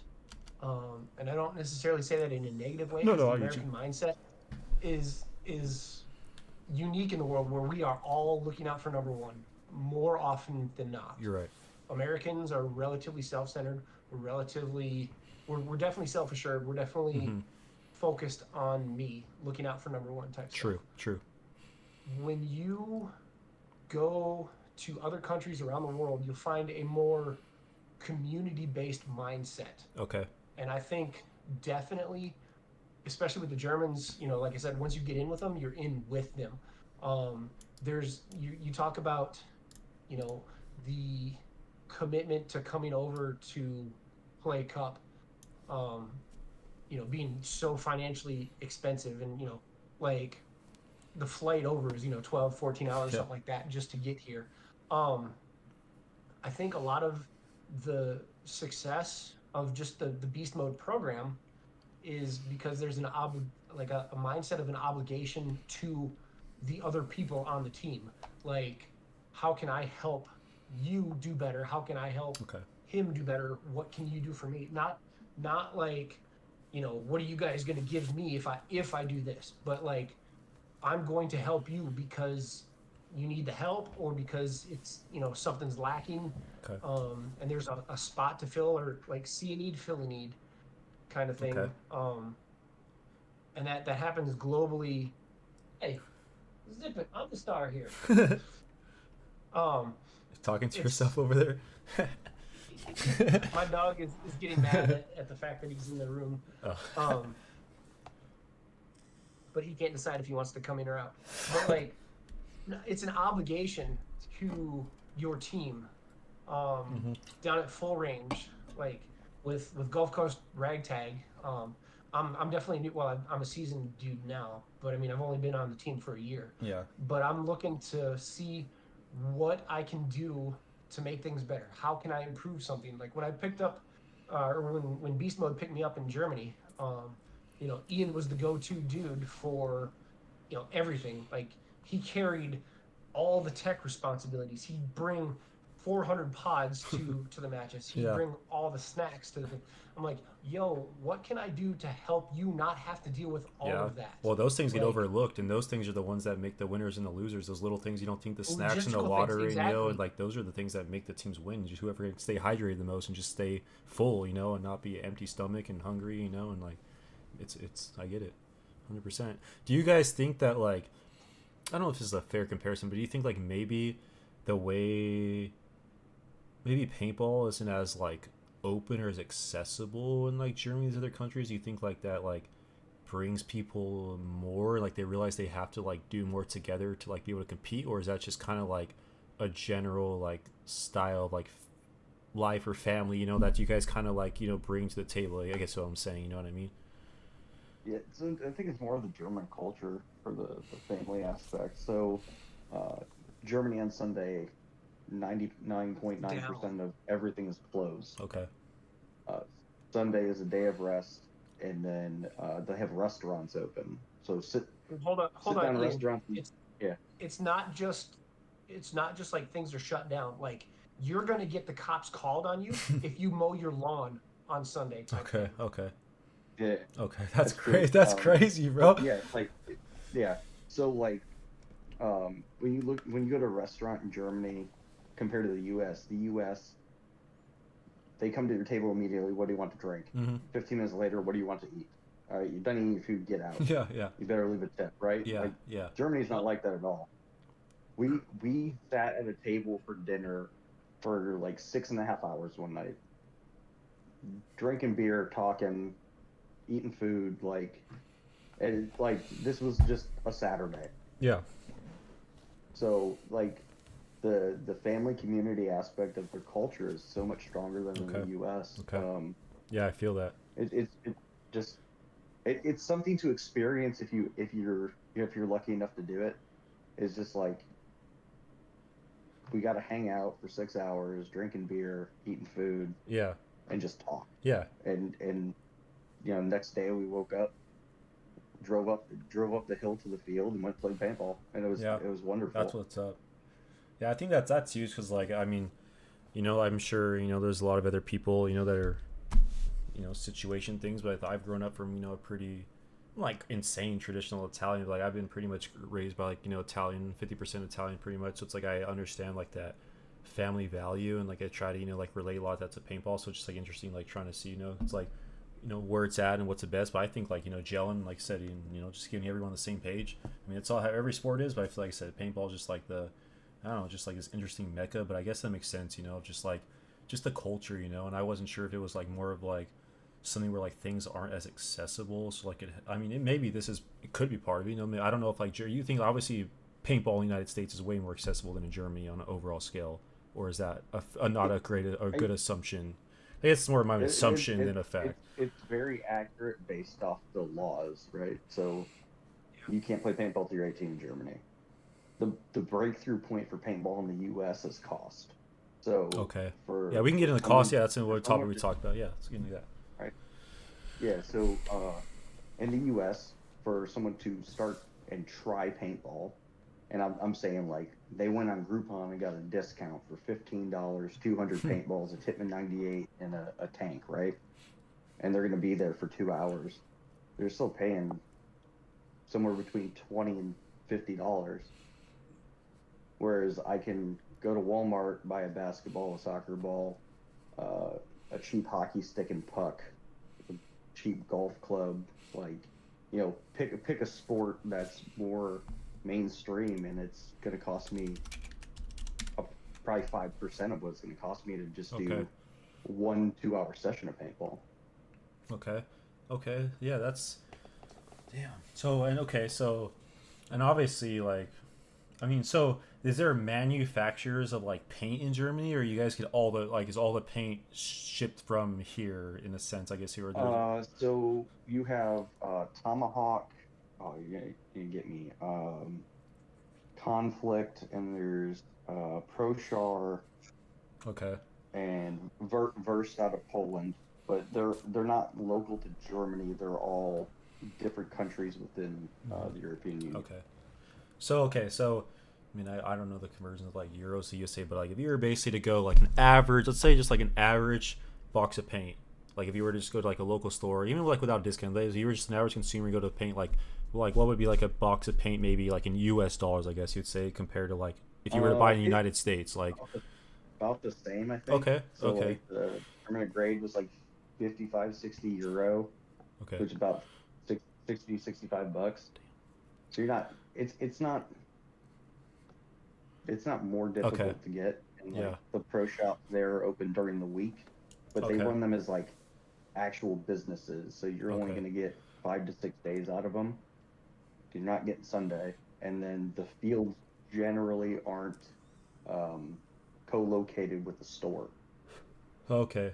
Yeah. Yeah, what's up, person? I am close to 2K, but yeah, if you guys ask questions you guys want, I guess I would say, because like even here, like I mean, I don't know, like I said, we live in obviously different states and stuff. Like thinking like where I'm at, I have probably on an average level, let's say on an average level, I probably have 4 fields or so that are like on an average an hour or less from each other. But yeah, like the one field that I go to, SC Village, I'm sure you guys hear about like SC Village, you know, it's just like been around forever. Like there's literally a store. It's like CC Paintball. It's been there forever. It's like, it's this little spot, it's right there. And literally it's like a fucking 2-minute drive to the field, you know what I mean? And things like, you know, and so that's pretty cool. Just like the kind of, you know, but. Fun story about co-located paintball fields / stores. When I got introduced to Beast Mode, I was talking to their Insta Asian, and he sent me directions to Massive Entertainment Paintball. Mm-hmm. He's like, yeah, here's come on out Saturday. I was like, okay, cool. Sent me directions or sent me a location. I was like, yeah, it's about an hour and a half, no big deal. I can make that. Got up, got my happy butt in my little Beamer and drove to a field. I thought it was a field. Turned out it was the paintball store. You went to Paint Extreme. You didn't even go to ME. Was it Paint Extreme? Yeah, you went to Paint Extreme. That's when you bought your M3. I don't even remember. But they definitely were not there at 9 o'clock on a Saturday morning. So then I messaged the dude and was like, hey, where are you guys at? And he's like, oh, we're pulling around the back right now. I was like, there's no cars near me whatsoever.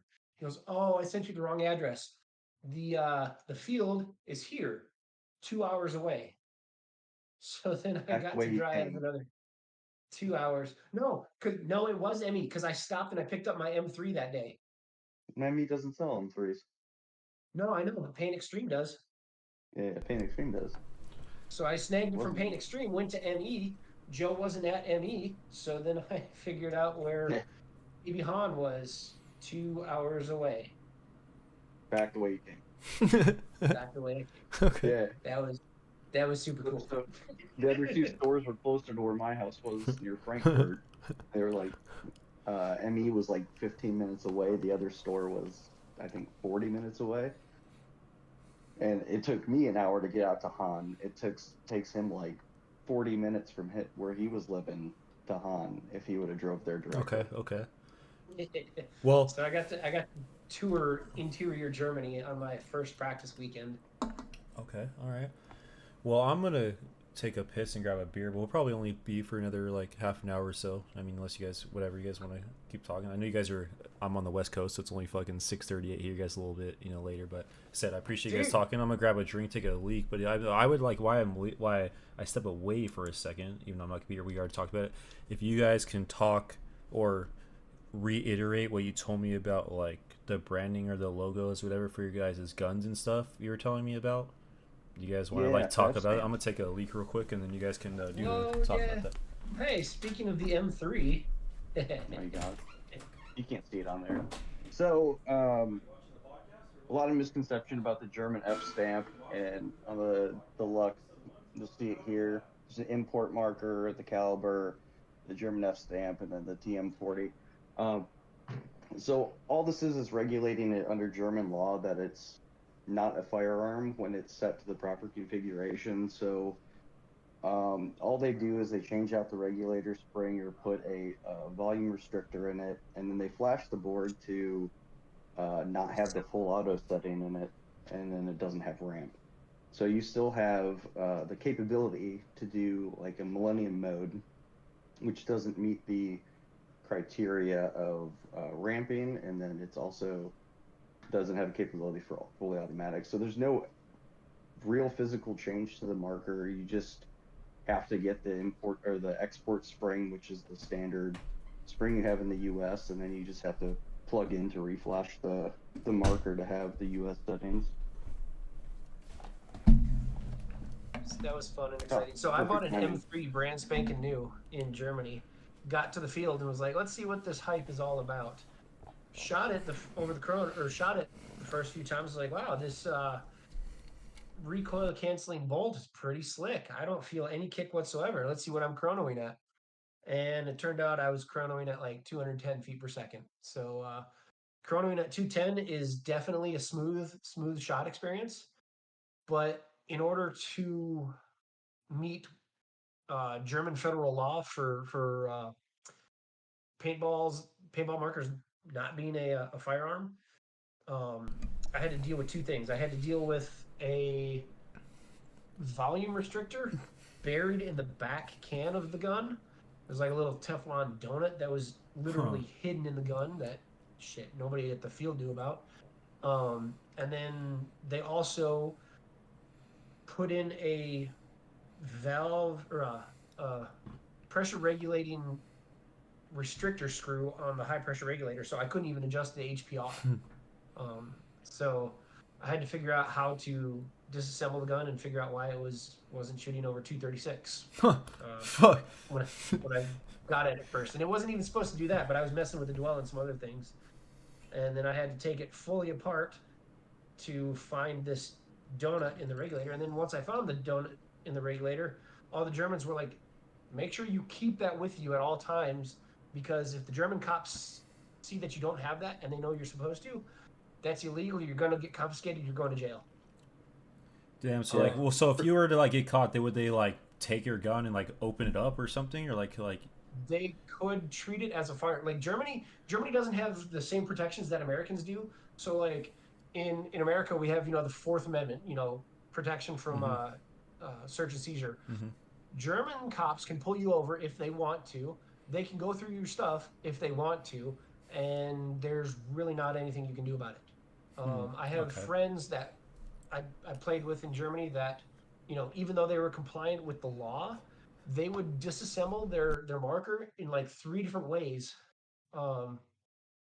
just to make sure that if they did get stopped by the cops, there's no possible way that they could be accused in any way, shape, or form of, having a quote unquote firearm, because that's what German law sees it. Until you have that F stamp on your marker, German law sees a paintball marker as a firearm. If it shoots more than like 214 feet per second, 14, not or 70 like joules. Yeah, it was like 70 or 90 joules of energy imparted by the projectile, it's considered a firearm. So, but I mean that kind of makes well, yeah. But the real fun thing is the DPL, the Deutsche Paintball League.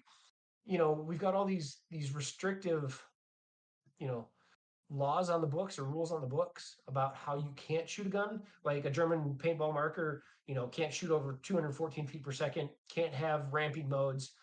And I'm like, well, paintball is going to be different in Germany. And then I get to a German tournament and all I hear is, and the dude's chronoing at, 290, 290, 290.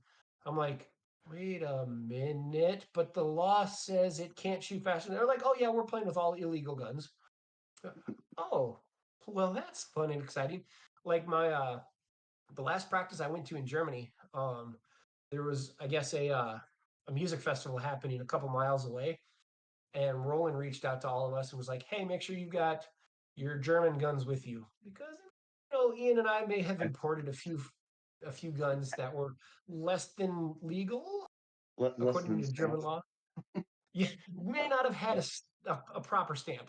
But, he was legitimately worried that, if we did get randomly stopped by the cops, if we had a non-F stamp marker, we were in trouble. So made sure to bust out the only 2 guns that I had that had an F stamp just to go to practice.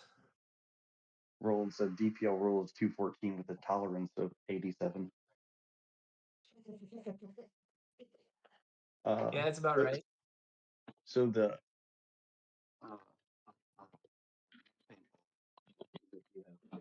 a quadcopter DJI drone, they had the same rule about the system couldn't impact something with more than 70 joules. So like super weird, right? So you're talking about when you're looking at just flying a quadcopter anywhere, and like you're looking at the DJI minis and stuff because that's the only thing that's legal over there. Can you hear me? Are you muted? I didn't realize I was muted. My bad. I probably was sure I was talking the whole time. Fuck, I was like talking the whole time and I was pretty much muted. Well, that's a first chat. L's in the chat. Put the L's up there. That's the first L up there. Wait, go this way. Wait, how do you read this? L? This? What do you read? Like, double L's. Your L7 weenie or whatever they call it in Sandlot. Anyway, but no. Okay, so like just like a little sidebar. So like if paintball guns are, yeah, that's crazy. I was muted. But anyways, moving on. If paintball guns are like that, then like where does like airsoft classify? Is it way fucking worse, or is it kind of the same classification, or is it like it's all the same? Okay. So they have the same thing for airsoft. Talk about those nerds. Yeah, I didn't really get into like talking to the techs over there about the airsoft stuff because we were just so far in the weeds with paintball. Of course, yeah. Like you see them in the stores and it's the same thing they have. And what's the First Strike? Not to be serious, I don't know. They came out with like the 43 cal revolvers and stuff that from those companies that do both, and the same markings are on those as they are on the paintball guns. Okay. Yeah, I thought it would be, like if paintball's 18, I figured like maybe owning a replica firearm would be like 21 plus at least, or like maybe there's more stipulations on like, because the way they look and things. It's 18, which is yeah. So like I said, it's not about airsoft, but like compared to like, is airsoft even a thing in Germany? Like, is it actually like a? Oh yeah, for sure. It's pretty fucking they're strong. Really they're really into the Milsim stuff. Oh, okay. Across the board. So one of the Paint Extreme would host X Days once a year. It was a 2-day event. It was like a mini extravaganza kind of thing. They just bring a bunch of retailers in because they sold all the products at their stores. They had HK and Dye and PE, DLX stuff. Their store just has kind of in everything. They're doing X Days and they would just have all sorts of stuff. Well, they just are transitioning over to Milsim only. Okay. And like I said, we'll hit up on one more thing, like the tanks. Obviously, there's different. You mentioned about tank regulations, and you guys are telling me about like at the NXL, that powerhouse notice and stuff. Like, is it just because it's like the measurements and shit, and like the way, or is it just like the standardized, like laws of? So it's the pressure test they do. So you have a DOT, the DOT test done in America. That's not reciprocal in Germany, and same thing for, I don't remember what the one for the European tanks are, but like it's still a carbon fiber tank with a aluminum steel core, whatever it is, and they do the same type of testing, but they put a different nomenclature on there. So I got a 1.3 liter tank, which is just under a 77. Okay. And I think it's way lighter than the other 77s that I have from 14 and 15. Okay. Like, super comfortable. It's a little bit shorter. Yeah. Okay. Yeah, I guess because I never there's like little like caveats that like I don't really like think about because like I don't have to worry about them, but it does like make sense when we talked about when we talked about like the preview, when we kind of going over like what we're going to talk about, like it's never really thought about like that depth, like I know there's like different countries and like it's like I didn't think about like when you travel, like when you live in another country that has different standardized methods and different measurement units and a lot of stuff, like how does that like translate? Like, okay, I'm at World Cup in America, like is it is this shit even fucking like, obviously you guys have ran into the issue where like they don't want, you know, that other shit, you know, they want like the fucking American standardized testing of the DOT, you know, and things like that. They don't want to see like a German tank, you know what I mean? I'm sure it's fucking very safe and nothing's, you know, gonna happen, you know, but it's like, you know, that's just, never think about things like that, you know, or like teams like you guys that are traveling, I'm sure you guys are very aware of things like that, you know, where like I'm not someone who's like aware of it, but like it's an extra caveat that you have to like take into account, you know, in consideration if things happen, or you know, someone wants to take your tank, like fuck, now you gotta like borrow somebody's tank, you know, or go cop one, you know, or you know, there's a lot of little things, you know. And I was really waiting during our events for one of the refs to come over and be like, "You're all shooting the wrong tanks. Like, go find new tanks." The ref won't notice anything of that. $200. Yeah, the ref ain't gonna see. They have a hard enough time making the right calls anyway. So I mean, they're not gonna worry about the you know. Okay, so I'd say. I mean, hey, that's the truth. So like, okay, so like I said, well, I only got 3 other topics, and they won't be very long, just pretty short. But it's like, I guess as far as like, how do you guys feel like? I don't know, I film a lot. How do you guys feel like in your guys' match, like the reffings were? You think it was like you guys kind of got shafted? It was pretty even. You guys didn't run into a lot of like fucked up penalties. A lot of it was because like you guys probably sure had some penalties. I mean, I'm sure there was a time or two. I don't recall, you know, everything, but like, you know, you guys feel like the reffing was pretty solid in your matches. You didn't really feel like you got like the losses weren't affected at all by like some stupid shitty calls or something, or I don't know. No, I don't think we had.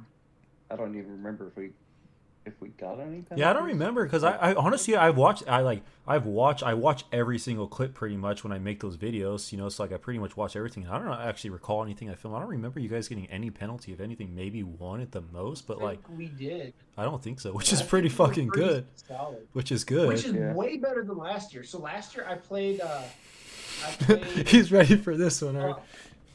Oh, dude, this set up 2023. So I played Cup last year with Vet Militia. Don't quote me on that. I probably got it wrong.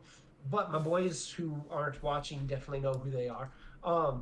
We made it through the first round, got into the second round, and we were like about to lose this point, and we decided, you know, hey, we're going to Hail Mary. And, you know, last year's Cup layout had the wall up the middle. Mm-hmm. We're you know, if we lose this game, we're out. What do we want to do? How do we want to go out? I was like, flying V. Let's do a flying V. We're going to send 4 up the middle to the wall structure from Cup last year. So me and my buddy, who's like extremely gangly and tall, we went to the 2 towers and we were shooting inside cross. And then we had 2 buddies that were shooting outside, you know, down low on us.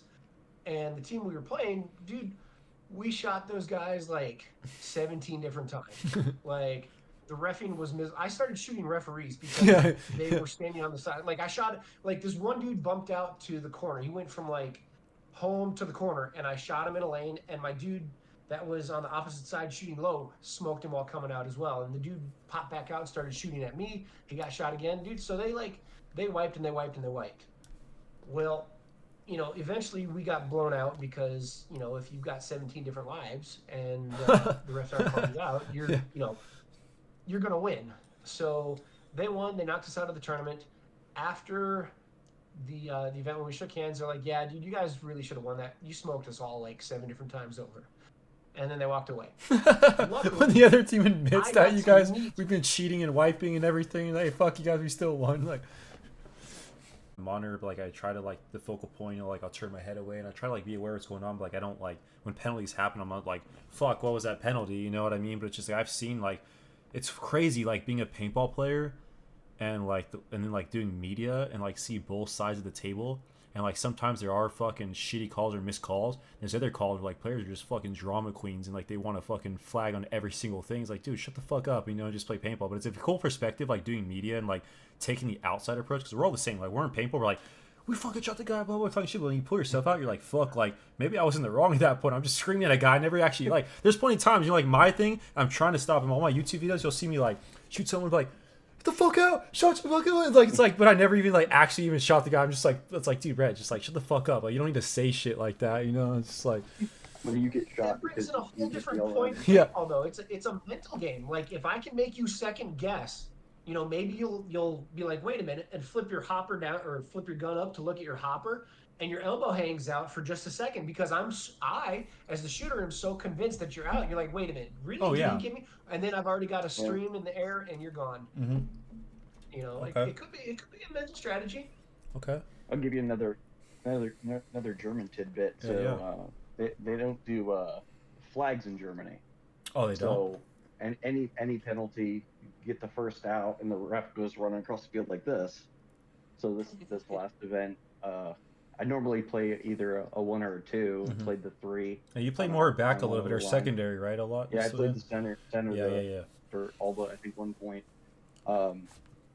So being the 3, you're just looking for a yellow or red bird go flying.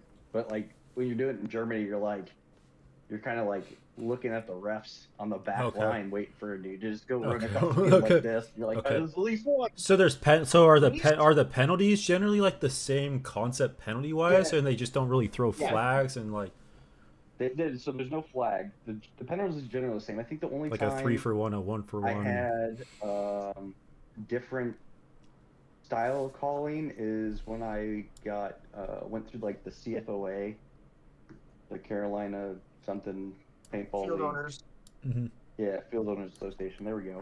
Yeah, when I did theirs, in front of the waistline was a minor, or in front of the waistline was a major. Behind the waistline was a major. Okay. And that was the only time I think I've ever had like a different style of calling for penalties. Okay. Well, that's all right. Well, I think we've like covered a lot about that. All right, like I said, the last 3 talks are pretty quick. They won't take long. But like the one thing that I would hit on before like the main subject, before we move on to some of the little fun stuff and the clips and things like that, like I mean, we could talk kind of quickly, but like I told it, Roland was like the one person that kind of asked me. I think it was like Ewing, right? You played at like high levels of. Which are you guys? You play at high levels of Germany? Yeah, so we kind of like okay, so just like maybe like in a nutshell, like kind of like maybe just like run me down of like how like I mean we kind of talked about it earlier. I think you mentioned earlier, but like how like like you're like D4, D5, you know what I mean? Like in a sense in like United States, but like in Germany you're at the top level. Like so like you've played kind of different levels of paintball at different areas. So I guess they just maybe talk about like the comparison, like your entry level to pro in Germany, you know what I mean, and things like that, I guess, or however it works. Yeah. So my first year in Germany, I don't remember which league it was. So there's they don't do like divisional. They have it's like federal, state, regional. It's all Germany. But the way they label it, state, or it's like city, county, state, region, national.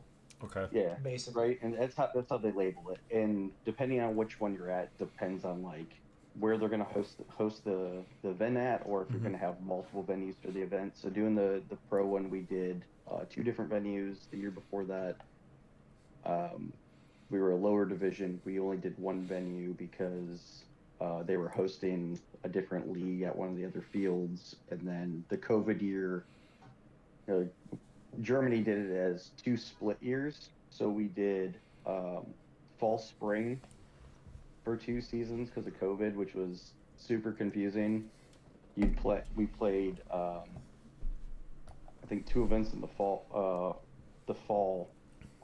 and then COVID happened, and then they canceled the season until the following year, and when we played like 1 event that spring and then jumped right back into another split season. So it was kind of weird. And then we had our roster changed drastically after the first year.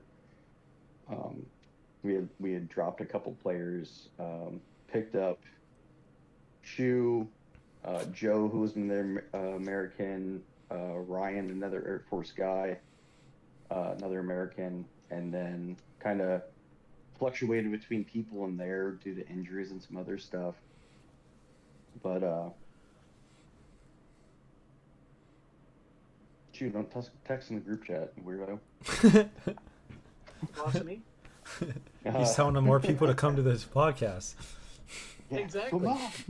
They're all asleep. It's like 3 a.m. over there. Okay, so that's why I forgot who I was talking to. I want to say, I think it was Roland or something. That's like, cause like it like threw me out. Say a sidebar when I went to World Cup, and I know it's like a main German team, Puerto Rico team. Like a majority of the people aren't going to speak like very fluent English, and I already not to be sound like a dick or anything, but that's just like I know how it is. Like, a lot of people are speaking German. It's like, but it was like then I saw you guys, and I was like, wait a minute. These dudes don't remind me of anybody German or something. I was like, what the fuck? These dudes are talking like clear as fuck English to me. These two dudes are the only ones talking English like really clear. And the other dudes are like just shaking their head at me, looking at me like, yeah, bro. It's like, all right, dog. That's all I need is a thumbs up and a head shake. I know I'm doing okay, you know.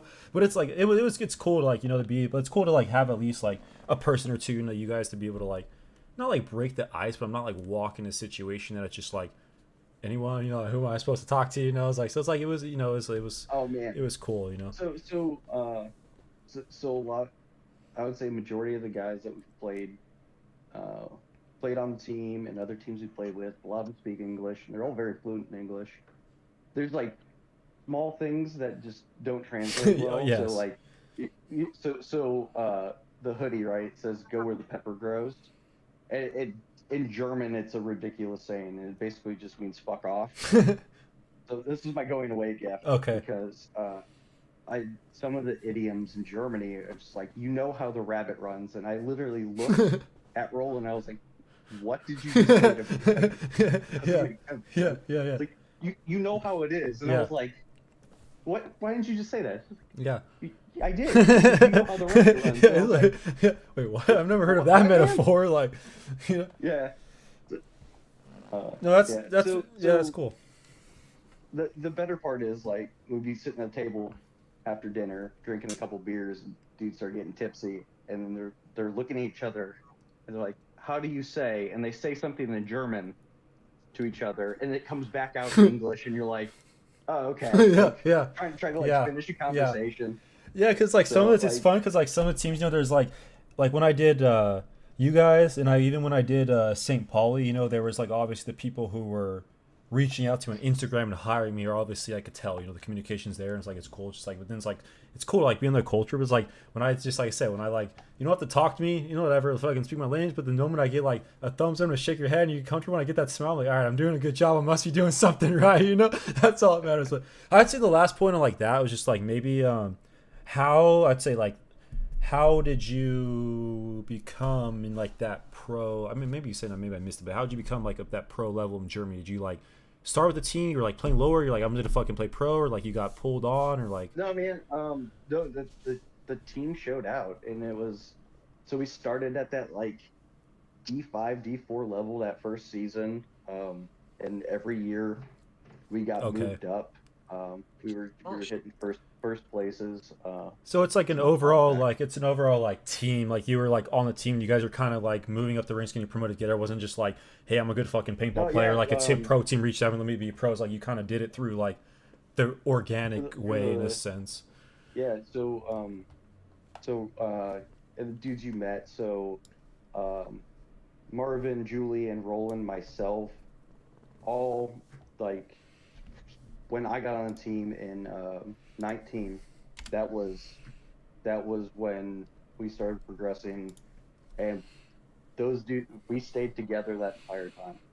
Cool. So when you show the super clip later, the dude I'm yelling at, so Fobbs came in for a season, and then went back to his team because that team wasn't playing the season that we played. Johannes was a pickup for this last year. Shu came in for the 1 year.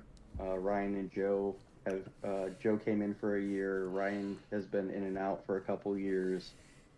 And we've had a handful of other people that have just kind of flexed in and out over the years, but I think the core 4 people have just been there not since 19. Okay. I know. Hey, his legs are spread open. What have you been doing over there when the camera's been frozen, dog? No, that's what's cool. No, like I said, it's been a very, you know, I've been very enlightened, and I think like this was a good, I think like why I wanted you. And like I said, I didn't have any expectations, and it's just of like who like I wanted. Like I said, it's like at some point in time, not like everybody, but like everybody that I'm bringing on is like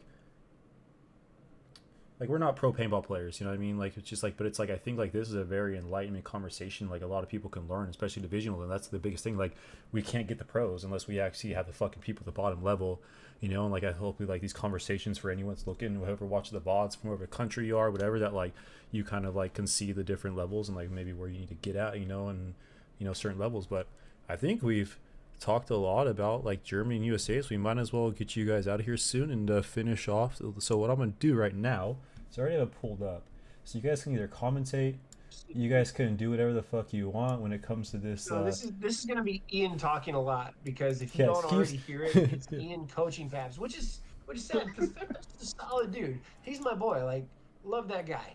Super solid player, just insanely solid player. Problem. This just was not his moment in any way, shape, or form. You see at all. something? Let me show Ever. Oh, it already. So yeah, I love you, Fabs. You dropped the ball on I this see one. something.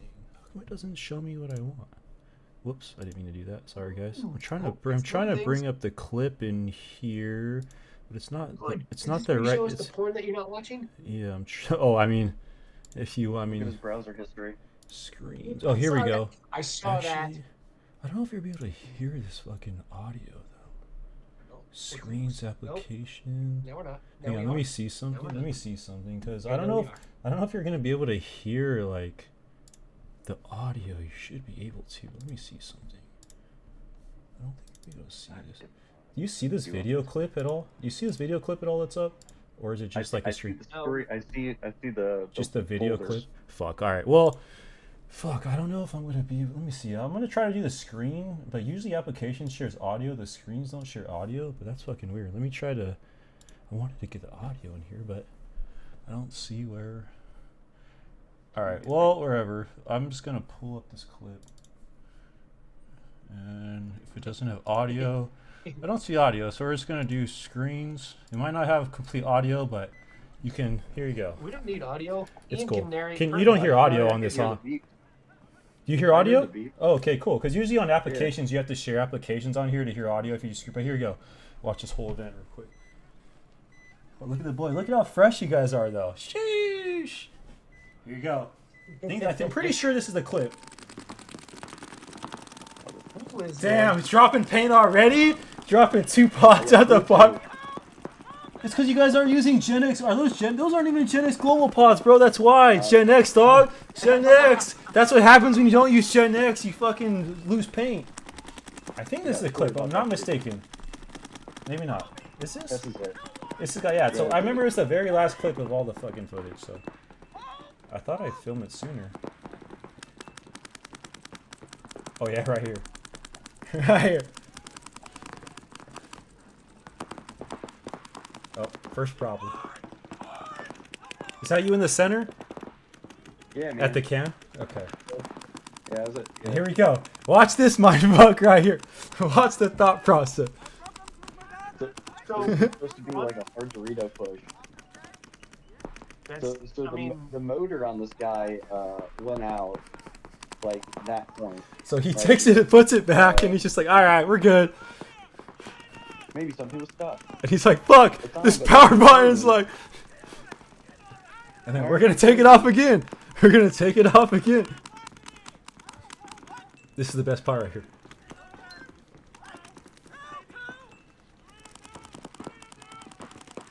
Assessing the goddamn internals of the hopper like a motherfucker. Yeah. Taking it, puts it back in, says that's going to make the difference. Lost one. Here it is. Here it is. Here it is. Pause it. It's pull the tray, pull the tray, put it down your shirt, put the loader on, it's a shake to shoot. I think it's like, yeah. You'll hear like your commentary at the end when he moves. Cause like it was like the process, like he had kind of a right mindset, but he kept like doing everything again. He was like, he already did this and then he did it again. It's like all he needs to do is put it in his shirt and go murder fools. And he's like, you know what? I'm gonna put this shit. I've tried this 4 times now. I'm gonna put this back in again, and it's gonna work this time. So he started the point I think with 5 pods, blew 2 on the breakout, I'm like, this is very efficient. then Like the the shake and bake pod, dog. Just hold the pod up there. There's nothing in there. And then he grabs another pod, and then he loses all the paint, and then he's like, "Fuck, where's all my paint?" He grabs another pod and does the same thing that he just did. Hey, did we click like the show pod or show clip? Because apparently this isn't showing in the chat Oh shit. or in the stream. Oh wait, what? But Okay, hey, okay. Commentary is very good. Well, okay. Right. Hang on. My bad. Wait, am I not showing this? Wait, why why did it minimize on this? No, it's this. My stream is still running. That's crazy. Maybe here we go. Here we go. Here we go. All right, I'll redo it one more time real quick. My bad for the chat. I'll redo it. Does it still show? How come it doesn't show? Wait, there we go. There we go. I'm learning Discord. Now? That Can you should see be me up now? Do you flip You guys now? know? You guys know? I don't. Oh, it's thinking. Oh no, that's just me. I That's just disappeared. you. Oh, there we go. Oh, there it goes. Okay. Hey, look at that! I did a thing. Go Schuster, go Schuster. It's your birthday. You're not a tech nerd, but I'm showing what's up. Sorry, Chad. I'll figure this out one point in time in my life. First episode. It's all learning. All right, so. All right, so you're up there. I'm looking at the live stream right now. All right, so he just blew 2 pods on the breakout, and And here's where it begins. We're gonna watch it. I was like, Phil, like, it's like there's like these moments that like I always try to focus on the front players when they're making moves. That's the most important. But like in these moments, I don't give a fuck what anyone in the front was doing right here. I'm just gonna keep the camera right on this because it's very entertaining. This is my YouTube shorts right here. These are like those moments I'm filming like YouTube shorts right here. Yeah. So at this point, Baz is trying to like figure out why the loader isn't feeding. All right, let's hear the commentary, the play-by-play. Yeah. Instead Yeah, of I'm just looking at the focusing on live stream. shooting, Yeah. So Hopper's coming off for the second time. What's going on with this thing? Trey's coming out. So what was the end up determined? If board was bad or Hopper was like batteries were dead or like? No, so the motor was just old. Oh, right? shit. It was a fire free. Oh, okay. So it's gone through 6 or 7 seasons. Yeah. So like, it's a virtue though. They replaced it. out. Yeah, they replaced it. And it was whatever. So now I got a newly running fire free. A Spider 3 that will continue to This is my favorite part right here. The pod on top of like the fucking gun is just like. Oh no, you're not. Yeah, so he's not even at that. He's on the 3rd time taking the hopper off and pulling the tray out. Yeah, I'm trying to moving figure it You out. got the tray out. Yeah, he just. Yeah, Yeah, right. you look at the. I'm watching live. Okay, yeah, I'll let you comment. Yeah, so he's diddling with it. Puts the tray He back just shoots a ball too. He fucking. I mean, I'm a shoot little the ball head. into He the just. bunker, shoots the ball in the ground. But yeah, so telling him, hold the tray out, put the tray in your shirt, put the loader back on, put the pod in the loader, and then you got to shake the shoot hopper, and at least you're not losing paint as you're. You're now focused on your job, but also playing quarterback to your teammate and trying to help him out at the same time. Like, Hey man, that's what the Yeah. three's got to do. Yeah, Right? yeah. Someone's got to keep 3 is a level head. multi-function master. Let me tell 100%, you what, as it's a head on the three, you need to be swivel. counting bodies, you need to be watching your dudes, you need to be shooting fools off the break. And I mean, I'm counting pods on my back at that time too, just like I'll move this one up to the center in case I gotta run snake side, like whatever. But like, this is. yeah, but it yeah, there you go. Now he's moving up the field. With the fucking pod on his gun.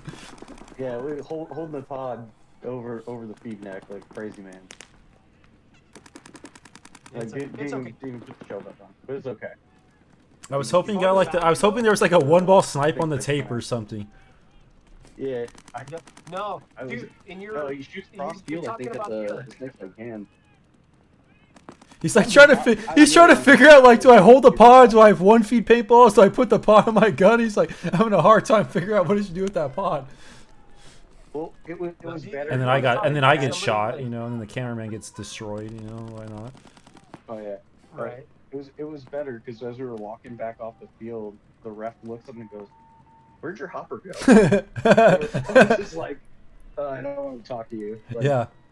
Wait, so do you know as an NXL, is there a rule of equipment that you have to travel with you? Is that I'm not 100% sure. I think they got rid of that one for the They barrel got rid of the and 5 foot hopper. rule. Because there was something, right? If you Because- lose your hopper, it has to be like so many feet away from you or something, it was like 5, no further than 5 feet because it's a piece of retained equipment.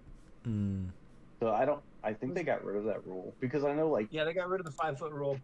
forever ago, and they had the Tauntauns guy who dove into the snake and just put all 7 inches of mud up his barrel, and he was just rolling around with the back of the boomstick, just clacking dudes. But I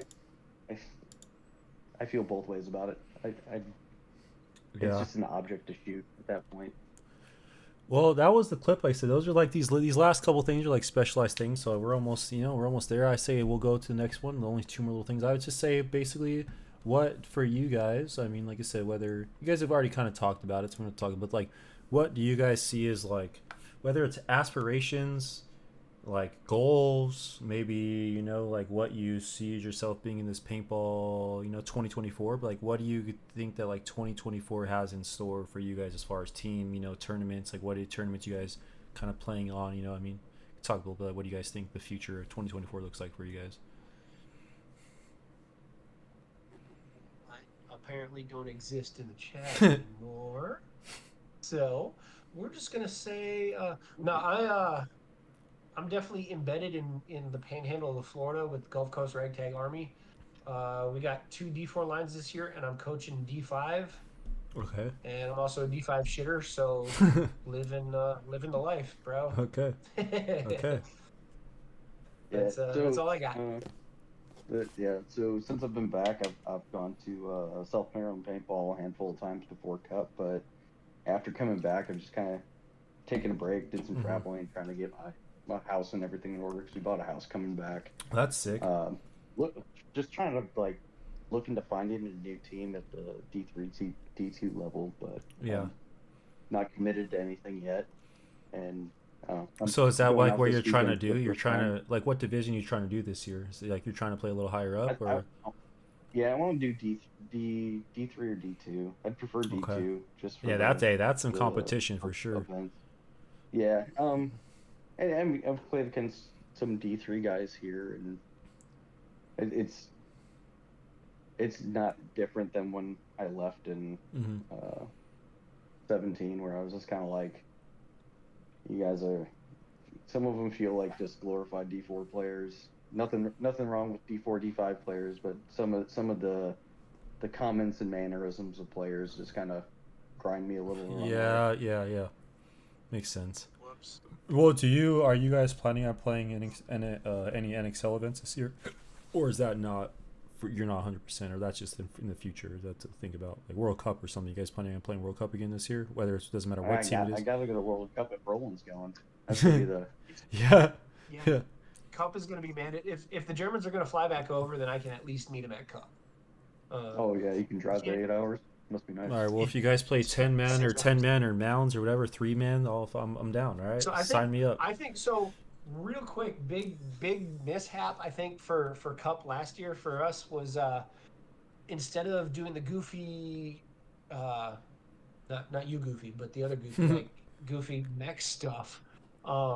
We were about to do the 10-man mech type stuff, and then we decided to do D4. I feel like we dropped the ball in terms of preparation, like Ian was saying. Yeah. Just to give you a perspective real quick, because I didn't get to we practiced for 4 hours, okay?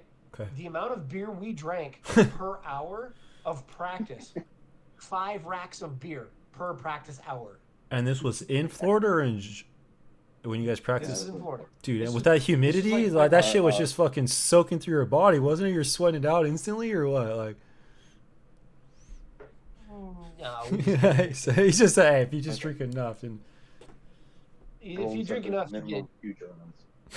Yeah, exactly. No, the big thing was we shifted focus from goofing off and having a really, really good time, which I think we should have done, and doing the mech stuff and the 10-man and the hyperball or the mount stuff. And we shifted to D4, which is definitely more competitive than I don't want to say like more competitive because they're Well, it is. the same, but I mean 10 man you can kick back a couple of beers with the boys and then roll a point and then kick back a beer and then roll a point. Well, and 10-man squads are Before- kind of loaded and deep. They have a lot of people who are like fucking semi-pro who like not in the tournament anymore, and they're fucking just jumping on. You know, like 10-man's that one event where like everybody and their mother that hasn't made finals, but they're fucking D2, fucking everybody are just like, oh, there's this fucking super 10-man team that just like fucks everyone up, you know? Yeah. Well, why like? Well, how come? Okay, so like, I mean, short. Like, how come you guys decided to like make that decision? Like, you know what I mean? Like, why was it just like if we're doing this stuff and we're like, let's just fucking play X-ball all of a sudden? So that's a big, you know, like commitment. Like, just take the fun stuff. Mech is like way different, you know.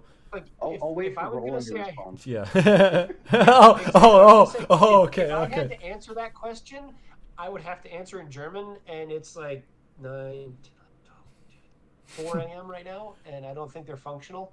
So, Okay. Roland, Okay. why did we do? No, I'm just kidding. No, it was like I don't. No, I don't mind. no, I'm yeah, gonna no, grind that's with the cool. boys no matter what. Of But course. like, I feel like so we ended up finishing like middle of the pack. We could have done way better if we would actually like walk the field and like Correct. talk lanes and talk Correct. zones and yada yada yada. But we, at the end of the day, though, again, like we said at the beginning, it was family. We're just glad to see the boys. We're Of gonna course. grind it out with the boys. Of course. We didn't do too bad. We No, could've done you better, got. I mean, but, like I said, you know, just like the prelims, it's like you guys had fucking 2 matches where you basically mercied them, and then those 2 matches you lost, you basically got mercied yourself. You know, like that's like a, you know, an interesting way to like figure out like why they happen. Like why the fuck do all these 2 teams just murder and the next 2 teams to get literally shit on? You know what I mean? It's it just comes like down to prep. Honestly, Yeah. it just came down to prep. We just didn't prep, and I'm totally okay with that because at the end of the day, I got to see my German family for like 2 whole weeks that's dope. versus talking to them on the phone. Like I have zero problems, zero reservations. I'll do it again in a heartbeat. I think it could have been more entertaining if we had to, you know, like, we didn't even say we got snagged by the vet militia line. So the Germans got to guest on the vet militia line. Okay. For 10-man X-ball. Yeah. Right. So Roland said it's a perfect combination of fun and competition. Oh, okay, I like that. Exactly. We need to get Roll. We need to get Roland on here and pick his brain and just like really get his insight. You know, that's the next person I gotta bring on this show one day. You're gonna have to do that one. Hey, trust me. Yes, because like when I figured out you guys were like actually in the States and East Coast, like, okay, this will work. So I was like worried about like, fuck, if I do this podcast at 5 o'clock, no one in Germany's gonna be fucking up. And then Roland was just like, what time are you doing it? So I'm like, I don't know what time it is, but it's 5. And it's like yesterday. He's like, damn, that's like 2 a.m. But I'm gonna set my alarm. It's like if you fucking set your alarm, do like more props to you, dog. I mean, he might not be here now, but it's 4:22 there right now. Okay, yeah, but.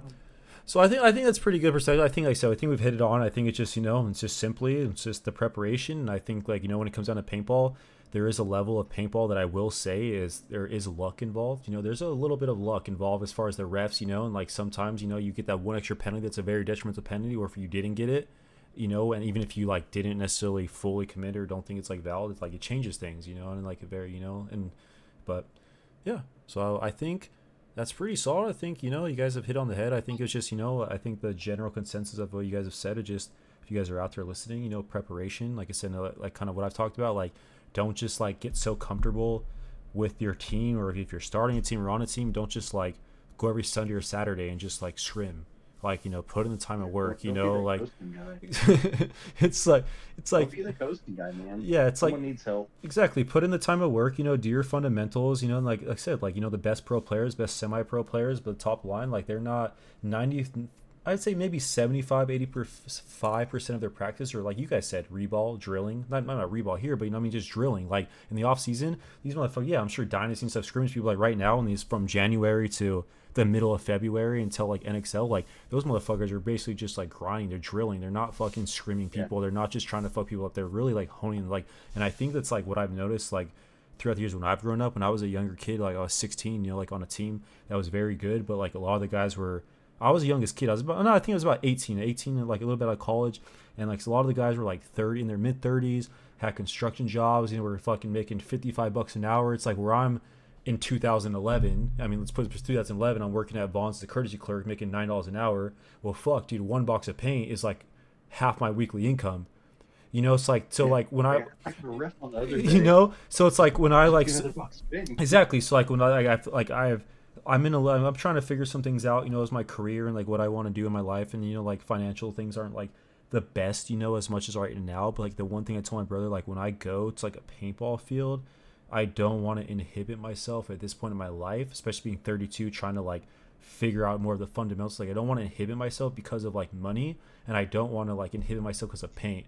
I don't like, you know, like back in the day, like I can only afford 1 box of paint. So I couldn't like go those Saturdays and double days. I couldn't fucking just shoot like, cause like, yeah, we'll go, me and my brother will go drill by ourselves at hyperball. Cause like we're like the core of my team, but like we'll go and drill hyperball. And it's like, we try to do more fundamentals like cones and like limited shooting and like maybe 1v1s. But like, you know, when you're fucking shooting 1,000 paintballs at a cone, you know, like across the field, you know, it's a lot of fucking money. So when you're a fucking 18-year-old kid and you make $200 a week and a box of paint's $30, it's like, well, fuck, that 1,000 paintball I'm shooting is literally just like I'm shooting a goddamn cone. So like you don't think about that. But when you get older, like you realize like every athlete starts from the fundamentals. There wasn't a Kobe Bryant, there wasn't Oliver Lane, there wasn't a LeBron James, because it's like they just fucking play pickup games all day. You know, they spent the hours in the work. You know, Kobe Bryant was a fucking first person in the gym and the last person out, you know, and like that's why those people are so like great. And I think it's like we overlooked that. We overlooked the preparation. We overlooked the minute things. It's like in paintball, it is a more free-spirited culture in a sense, where like there's organization, but we're a little bit more sporadic. We're a little bit more like, you know, like people in paintball are a little bit more outlandish, or a little bit more like outliers. We're not like this kind of traditional fundamental high school basketball, college basketball. It's a little bit more of like this other vibe, you know, but it's like we overlook when we get comfortable and we're smoking weed with our friends, you know, drinking beer in the parking lot. We're going to practice and drinking more fucking beer than we actually are playing. Like the teams who are winning aren't doing that. They're not drinking an ounce of beer. They're not smoking a hit of weed. You know, they're at practice. Like Paintball Fit isn't at fucking practice smoking fucking weed and getting a blizzard and drunk. They're fucking like hammering it out, spending their 4 or 5 hours in, and they fucking drink after, whatever the fuck they want to do after. And like that's why there's won every goddamn event, because it's like they're doing what other teams aren't. Trying to figure out. No, paintball's still trying to figure out its program. They're still trying to figure out how to do this, because, like you said, it's a free-natured kind of thing. It's kind of free-form. Some people are just naturally good at it. Other people need to grind and knock out those drills. But, you know, like just with basketball, you know, football, major sports, you've got your naturals and you've got your dudes that are dedicated to drills. Correct. You just need to find those dudes and find it. And I think a lot of the teams, it's just finding an efficient, effective way to use their time to drill properly to get what they need out of practice. Because like with Fight Club, me and Ian, we would go on a Friday night. We'd only drop 2 hours of time on a Friday night to go. But dude, Ollie had us banging shit out. We'd spend 30 minutes on cardio and conditioning. Yeah. And then we'd do 2 or 3 specific drills. And then we would have like 30 minutes. 4 corners. Yep. Just exactly. Yeah. I understand. I know what you're saying. It's hard on a dude who's not making, you know, like if a dude's making $1,000 a month and he's got to drop almost $100 on a case of paint a weekend. Yeah, that's like $300 a weekend. You know, there are alternatives. Play pump. Focus on your fundamentals. Get your cardio up. Get your gun skills up. Like you can play on a full day of a bag of paintballs. My friends are mag fed. Pump. Yeah, my friends play plenty of mag fed. They do more scenario, but some of my friends that are playing mag fed, they're starting to get into like more local speedball tournaments, and I'm doing some filming for them, and I'm helping like coach them a little bit. It's like some of those fucking dudes I played scenario with, they know the maps like back of their hand, but like some of those dudes who play mag fed, who are like this guy, like basically one of the guys that I'm gonna fucking have on the podcast one day, my friend Zay. He's like I don't even know, it's like 18, 19 maybe. I'm sorry Zay if I misread it. But he's a young kid. He's like 17, 18, but like he doesn't have like speedball like experience, but he has like the fundamental nature of playing magfed and making every fucking shot count. Even if it's scenario, he'll get up in the front and like realize like I only have 50 to 100 paintballs on me max. Like if I don't get to the front and make these shots, like I'm never gonna fucking hit him. Where I'm fucking in scenario, fucking have. I don't like the waist paint. I'm a scenario 7 paws. I'm sitting in the back, just like, whatever the fuck, not shooting anybody. You know what I mean? But just like, he's been cool, and like I've been able to like kind of train him and teach them, and like things like that. But I said like pump players, like I know some dude who's been playing pump forever. That motherfucker, like he's not as skilled as me anymore because he's like a fucking 50-year-old Asian dude. But that motherfucker will probably beat you 7 times out of 10 with the pump gun compared to my electric, because his shit's so dialed in. He's focused on the shots. He doesn't need to like spray 1,000 paintballs to fucking hit you. He just needs 3 paintballs, 2 paintballs, like clack, clack. And it's like, fuck, dude. I'm telling you, 1v1ing pump players 100%. Or playing against pump players is actually some of the most scariest like times I've ever played paintball. Like legitimately, like I can handle 300 paintballs coming at me. But like the moment I know the guy's hasn't shot a shot because he's a sharpshooter, and all of a sudden you're like, how the fuck did he get to your 40 with you even shooting 1 paintball? He's clacks you and gogs you. It's just like, yo, what the fuck? But that's exactly it, though. That's the fundamentals. You got your fundamentals of movement. You don't need to shoot a shit ton of paint to be a good gunfighter, because if you can read a stream of paint, you can go above it, you can go below it, you can come out the other side of it. Yeah. It's simple enough to figure out, and you don't have to shoot a case of paint a weekend to get these good reps in, to get better at what you're doing. I'll say if you wanna force yourself to think in a bunker, turn your rate of fire down and play a pickup game. Play 5-5. Well, look, even mech at like 5.5 BPS, it's a good you can't hold lanes. You got to really be accurate on your shots. Like you're really gonna want to put that guy in before you move, because know he's gonna be shooting. Yeah, he's just sitting. You know what I mean? And that's the thing. Like, I don't know if you guys have noticed this. Like, well, I like to get a caveat, but like, even like like I said, that's like a perfect example of pump. But even like lower division paintball, it's like very interesting because like lower division paintball, people aren't ramping, and like it makes me nervous because like no one's shooting, and then you get around the corner, the dude's been sitting in Dorito 3 for fucking 15 minutes, not shooting a ball, like ready, and you're like, where the fuck did you move out? Clack's like, this motherfucker's been camping like motherfucking Call of Duty in the building in the 3 for 15 minutes, but he hasn't shot a ball, It's like, so that's like how I view pump, Pump's like, they make that shot count, and like I said, you're right. Like there's levels of paintball that are very like affordable in a sense, It's like you don't have to fucking have electric gun, you have to shoot 25 million pods to like be competitive and learn, you know what I mean? Just like I said, get a fucking cheap pump or whatever and just, just fucking learn. Like I said, just get out there and just play, you know what I mean? Just fucking play, and never know what's going to happen. Well, another word of wisdom for divisional players: paint pooling at practice. Yes, I was actually going to say a couple things like about pooling and being even as a team, which I think goes a long way. I think it was the biggest change going to Germany. Didn't have people being like, well, front player, why do I have to buy 3 boxes of paint? Like, yeah, because your back guy shoots 6 boxes of paint, and like, you're gonna make him foot the entire bill for that, man. I've had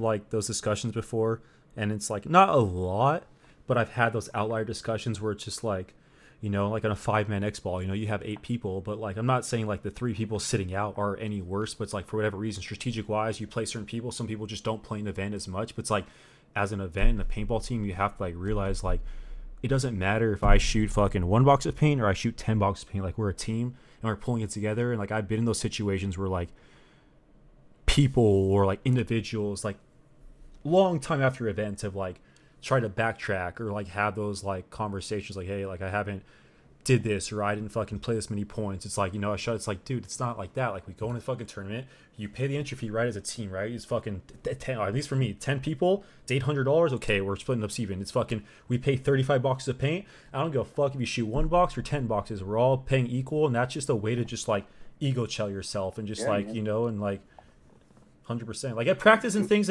practice at like our practice here when it's like 5 of us, like we're not really pulling paint as much practice, more of tournaments, but like our structure on my teams, we're just kind of like, I get discounts from CC and things like that, I don't need to like, so it's like we get things like that, but so I could see like pulling paint, especially at tournaments, and like sacrificing yourself for the greater good and not like looking at those little caveats, it makes it big. I'm sure it does. I mean, it wouldn't hurt, because like when you got your snake front dude shooting a box for an entire weekend, and you're like, I was the 2 and I've shot 5 boxes and the 3 just shot 8 boxes, and you start kind of playing into like a nickel and dime in a quantity, and it's like no one after the tournament when you shoot 35 boxes, it's, you don't want to fucking sit there and be like, all right, well, you shot 8, you shot 5. It's like, dude, it's like just fucking, it's even. No matter we win as a team, we lose as a team, we pay the same money as a team, and that just makes it even. That you take the egos or the egotistic people out of it. It's like, no, we're all a team. But I think that's I think that's a good. So like I said, there's one more, and we'll finish it up. Like it's been about 2.5 hours. I appreciate you guys. I figured my target's about 2 hours, but it's been a very good discussion, and hopefully people watch this on a podcast. But my last thing is just a couple. Like these aren't things to go very in depth of. I just I didn't make outlandish questions. I was gonna like make some things that are a little bit more out there, but I have a couple. One, I just call it speed fire, but we'll adjust things. But I just have a couple like 5 questions that are like very short answers for each of you guys, and that's what we'll finish tonight. And it's just so basically my first question is, what is the highest you have placed in a tournament? First. And that was in Germany, or here, or is it here? I mean, Germany and here. Okay. Germany for sure. Goes ragtag. I think in the States it was second. Okay. Loser. The first loser, yeah. Yeah, first loser. Okay, that's what's up. All right, yeah, I've experienced a first, and that doesn't come very often, but when you get them, there it's very fucking. I enjoy them. All right, so I'd say my next question is, I guess you wouldn't have to say like what specific event unless you want to, but my question was like, what event, if you can be, not like going to crazy details, maybe like name the event, like what event has been like your most enjoyable? Has it been an event in the United States or an event in like Germany? Like I would say I don't know. I kind of like the events in Germany. I mean, that's a loaded question, though. It is. I guess there's both ways. There's positives and negatives in each like light, but I guess it's like the overall consensus is like, if I had to like play like, I guess say like maybe if I had to play like a whole, like if you had to choose one, like if I were to like play like Germany, United States, if you really had to choose one, like let's put it that way in this question, like what would you like pick? Like if you had to play like a whole NXL event or like a whole like pro Germany or high level, like what would you think would be the most enjoyable for you to play a whole season? If I were to lay down the claim, I would definitely go Germany because, okay, for a couple things, the infrastructure from the DPL and the fields that they provide, way better than America. Because in America, like when I go down to MVPS, I bring tents, I bring tables, I bring chairs, I bring basically everything I need to build my makes sense. We do too. Yeah, I get you. For my dudes, and that's not a knock against anybody, but that's just the reality of it is we're set up in a field and we have to provide for ourselves. In Germany, you show up at a field, you've got shelters, you've got chairs, you've got tables, you've got infrastructure. Yeah. But the caveat, more than just the reason, there's staging areas and stuff. Yep. The reason that I would choose Germany over America, though, the snacks. Toby and those chocolate waffles. Bro, you got me 100%. All right, so I know how to get to your heart if I ever see you get into the tournament. Just bring you some snacks. I'll just take your spot on the team. Like, hey, can I trade you snacks for your spot on the roster? Belgian waffles with the chocolate. Okay. Belgian waffles with the chocolate. Okay, we'll see what I can find in California to bring to you next time I see you. All right, we'll go to a little shopping. Bring me some Sprouts or some fucking some actual like foreign markets that are specialized. But okay, like I said, I guess I took the question a different way. Okay, So I agree with you that I like the venues of the DPL a lot better than I have going to American venues just for the infrastructure, the staging areas, and everything like that. Like, I'm not putting my, $3,000 of gear in a gear bag in a gravel field next to a parking lot. Like, yeah. Uncope, right? But I took it more of like, what was my most enjoyable event? Yeah. That's kind of how it is. It's like, yeah. So this NXL event for Cup was the most enjoyable. Joining back with the family. But I would say the most enjoyable one in Germany was, I think, the first place when we took in DPL when Shu was there. We had smoke grenades, confetti bombs, and I wish I could share the video with you. It's not on my computer. It was just so much excitement, just raw emotion. Our buddy Julian, so them talking about who's winning, everything was like neck and neck. Same number of points won, same number of bodies came off the killed, whatever. They were going like into the stats, trying to figure out who took first place. Think Germans, think statistics. Like they're like, if this and this are equal, what's the next statistic? That and that, and we're equal. And they're going down a list. And not only that, it's in freaking German. Yeah, Shu and I have no idea what's going on. I got a German on either side of me. Like, what's he saying? Like, shut up. He can't go fast enough. So, as they're calling out the second place team, our buddy Julian just starts screaming, throwing beer. Like, then all of a sudden the smoke grenades are going off and the confetti cannons are going off. People are running around with smoke grenades. Roland's daughter just starts screaming at the top of her lungs. She has no idea what's going on. It was just raw emotion, and it was just super fun. And that's cool. We got to get you a video just to like throw the clip up, because it's just I have it. So Goofy, ridiculous. I'll send that. Yeah, yes. DM me it or something. Yeah, on Discord or Instagram, whatever. That was definitely like, okay. So if we took it as a one-off favorite event, I'd agree with winning that, right? Like that particular moment was just phenomenal. Yeah. Was absolutely not even about the paintball. It was just that was about the dudes grinding it out for a season, coming down to the wire and finding out that we made the cut above everybody else. Like that was with the 40-foot banner too. Yeah, 40-foot Lux banner. 40-foot banner. So technically, it wasn't stolen until it got lost by the movers. I mean, okay, that's cool. No, I definitely like. I didn't want to. Mm-hmm. Go on. I didn't need a 40-foot Lux banner, but there was one available, and I told the dude I was going to borrow it, and I did, and then it ended up disappearing like as I was leaving Germany, and I 100% had nothing to do with it disappearing. I wanted to give it back, but then I lost my driving privileges in Germany, so that was cool too. There's a lot that went into this banner not getting back to its that's what's up. That's what's cool. So like I think like the general consensus of like a lot of our talks has just been like, I think number one is just like the family and just the camaraderie, and that's like I think like anything, that's where it starts. But it's like you guys definitely have like a good sense, and you guys been around, and that's like the most important. Like so at the end of the day, it's like I have like this notion that I tell like my team, or like people are like that like are learning from me or whatever the fuck. It's like at the end of the day, it's just like you want to have a mentality in anything in life, whether it's sports, fucking your job, whatever the fuck it is, that like you want to be a fucking winner, and like you're never gonna like succumb to like being a loser. But at the end of the day, it's just like, to me in paintball, like I'd rather fucking get last. I mean, this is probably shitty analysis, but at the end of the day, like for what I feel like, I'd rather get last place with my team in a sense, but like have a great experience and like bond and stuff, and like be like a first place team, but after the event's over, like we don't like gel, we're just kind of these all-star players that don't give a fuck about each other. Yeah, like I'd say like, yeah, of course I wouldn't want to just get last place and be like, okay, we're getting last place, I'm with the family, so fuck it, that's not like, but it's like there's just this sense of like paintball in my life means way more than winning. Like at the, like you see with the pro teams though, you see the teams that are just they're not like that. They don't have that camaraderie, and they don't do well. None of the pros do. Like, well, some of them like Dynasty and things that have been for 20 years, but like Diesel, like look at Diesel. Yeah.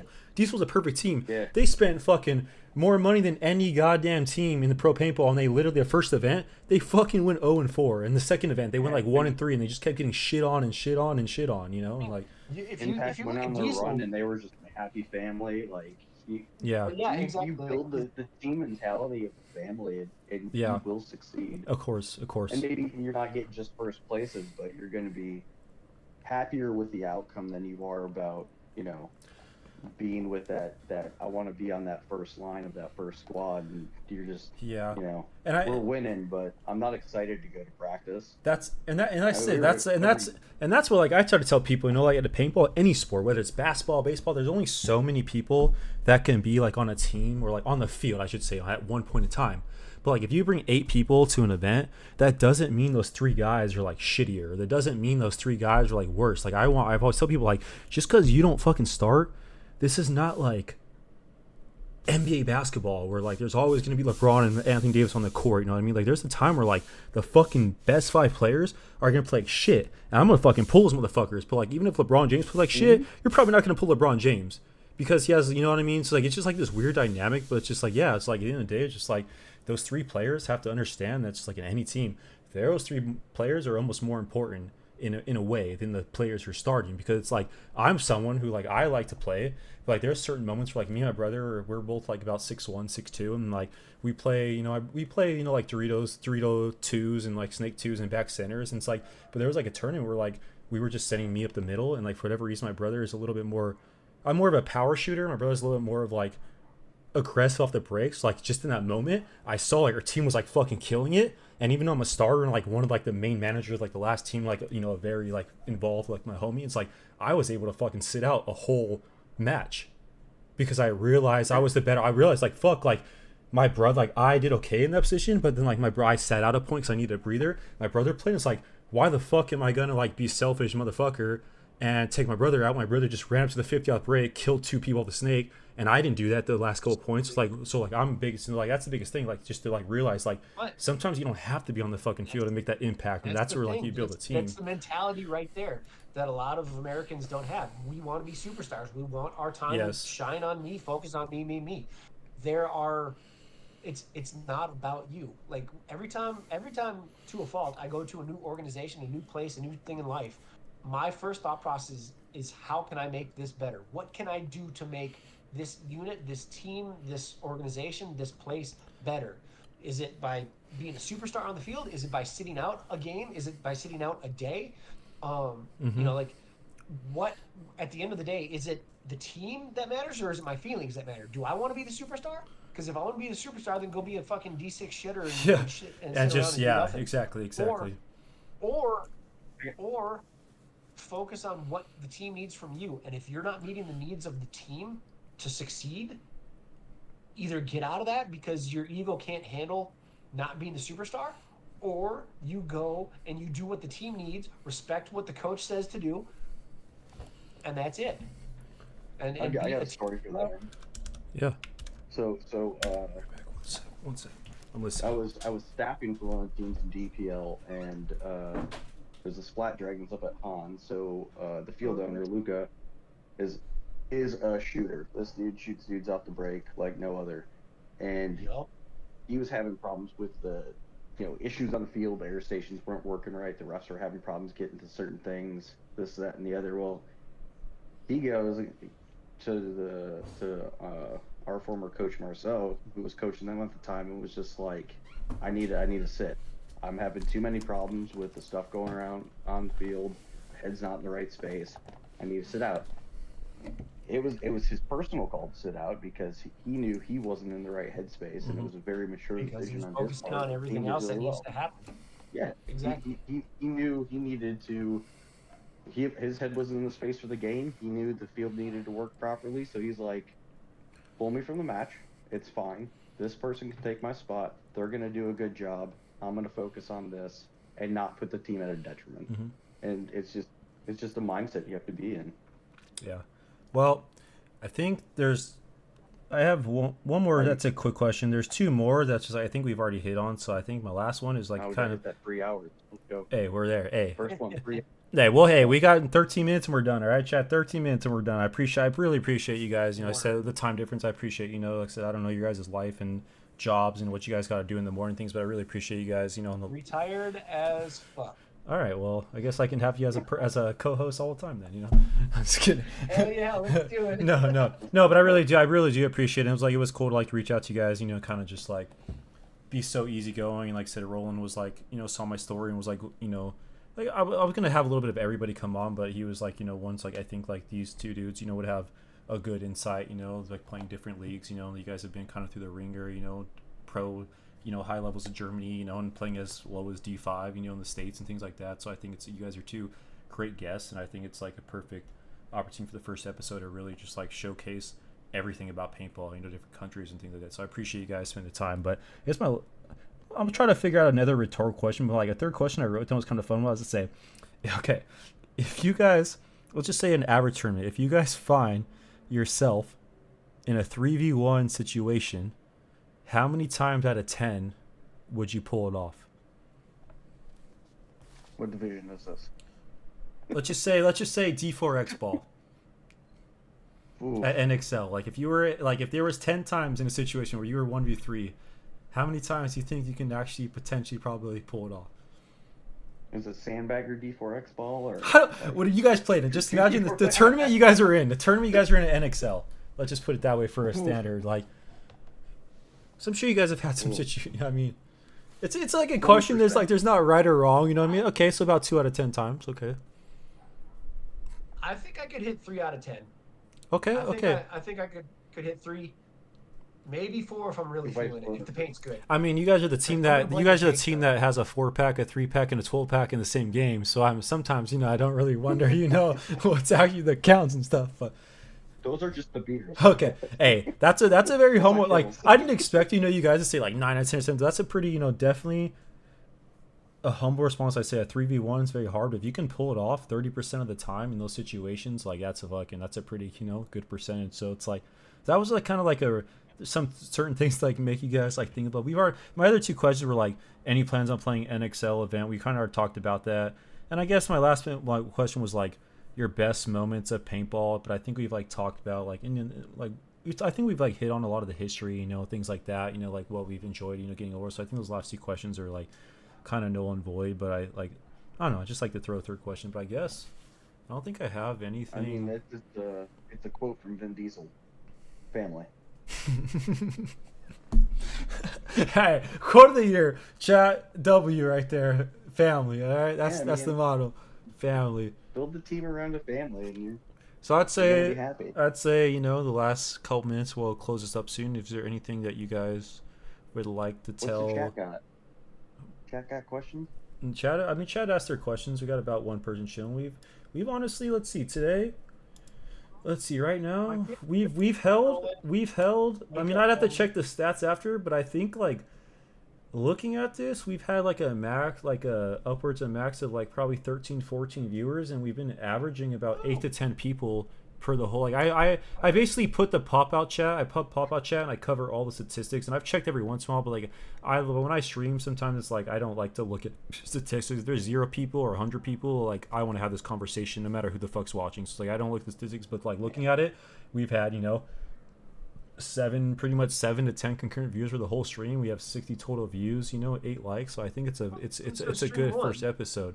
Yeah, exactly, and I think it was good. So it's stream 1. You're not gonna have. Oh, yeah, of course. And I don't do a lot of streaming like this. Like the streaming I've been doing recently, just been like a little bit editing. And I just play Fortnite and stuff, just because I just want to play games and I just want to stream more. But like these are the things that like I think are good, and it's a good sample size. But is there anything that you guys want to tell YouTube, or you guys want to say your last thoughts or words, or any plans this year, or what do you guys? Are you guys pretty have said everything I think you might have need to say? But any Vin Diesel quotes or fucking Miley Cyrus quotes or anything you got up your sleeve? I don't know. Party in the USA, I mean? Like, that's my quote, party in the USA. That's all I mean, I had to get up a few times because like I don't break seals a lot, but I don't know. I've usually drink IPAs, and I was drinking those Monster Beast a lot, but I started drinking Twisted Teas, and like it's been chill, but I like broke the seal, and I've had to. These things are going through, But no, I think we covered it all. I appreciate you guys, everything. It's been, like I said, it's like one of those things. Like I've told you guys, I don't have like a time limit. Like there is like a level like I don't want to keep you guys forever because you guys are different time zones, and still for me it's still fucking kind of early. But I appreciate on the end of the day, the end of the day, YouTube and people watching the stream. Appreciate everyone. I appreciate you guys being the first guests, and I appreciate the conversation. Like I said, we've talked, and sometimes with this I didn't really know what to expect in a certain way, but it's like it's been just a nice general conversation. And it's like we've when you look at it, when it's been 3 hours that have gone by and it hasn't feel like it's been 30 minutes have gone by, I feel like that's right. Definitely successful, and I think like there's a lot of information that Agreed. Who the fuck knows who's gonna watch this VOD after when it's posted, but like I think there's a lot of information people can learn. I think it's a good episode. So I guess in the day I appreciate you guys and appreciate your time and spending 3 hours with me, and hopefully in the future, after I entertain more guests and get more people's stories out, I definitely will do some more things with you guys, have you guys back on, and we'll hit at certain things, or maybe 4 or 5 months, down the road in your paintball career, this year we'll kind of re-hit on and have this podcast again, and maybe you guys have different perspective on certain things, the way the year, or you update. So absolutely. But at the end of the day, I appreciate you guys, and thank you guys again. And I think, chat, this is where we're gonna end the podcast. And you guys got last words? You good? You can say your last word if you want. Go. No, I just want to say, dude, I appreciate the shout out and the opportunity to jibber jabber to all 14 of the masses that are out there. You know, like, I mean, that, like you said at the beginning, this is you know, another whole different side of the story versus the pros. The pros get all the media. The pros get all the accolades. You know, all the coverage. This is the real side of paintball. The dudes that are in the trenches, that are, you know, working the job 9 to 5. They got a budget in how to play paintball. They got to budget their time. They got to budget financially in order to buy 3 cases of paint this weekend because it's practice weekend. You know. Yeah. And I think it's cool to just even touch on the subject of any of these young kids, these little regional dudes that are grinding it out and finding that work-life balance between playing and, you know, family reality, for lack of better things. Yeah, so 100%. I definitely say thanks for the opportunity to just give my 2 cents, my little story. Yeah, no, like I said, I appreciate you guys have a fucking million guns in stockpile and putting me out the number, and it's good to learn, you know, you guys' gun whore situation, you know, and, you know. It's a connoisseur. I'm not a whore. Go through my boxes. Hey, we'll do next time in a couple of months, like when the season goes and you guys have played a couple events, we'll do this again. You'll have to have like a whole display on your floor of like all fucking 50 guns, or you have to put them on your wall, or you'll just bring. We'll just have a gun show, a 2-hour gun show where it's a gun show, you know, and you just fucking whipping the shit out, you know what I mean? But how many people have seen a 09 Impulse in person?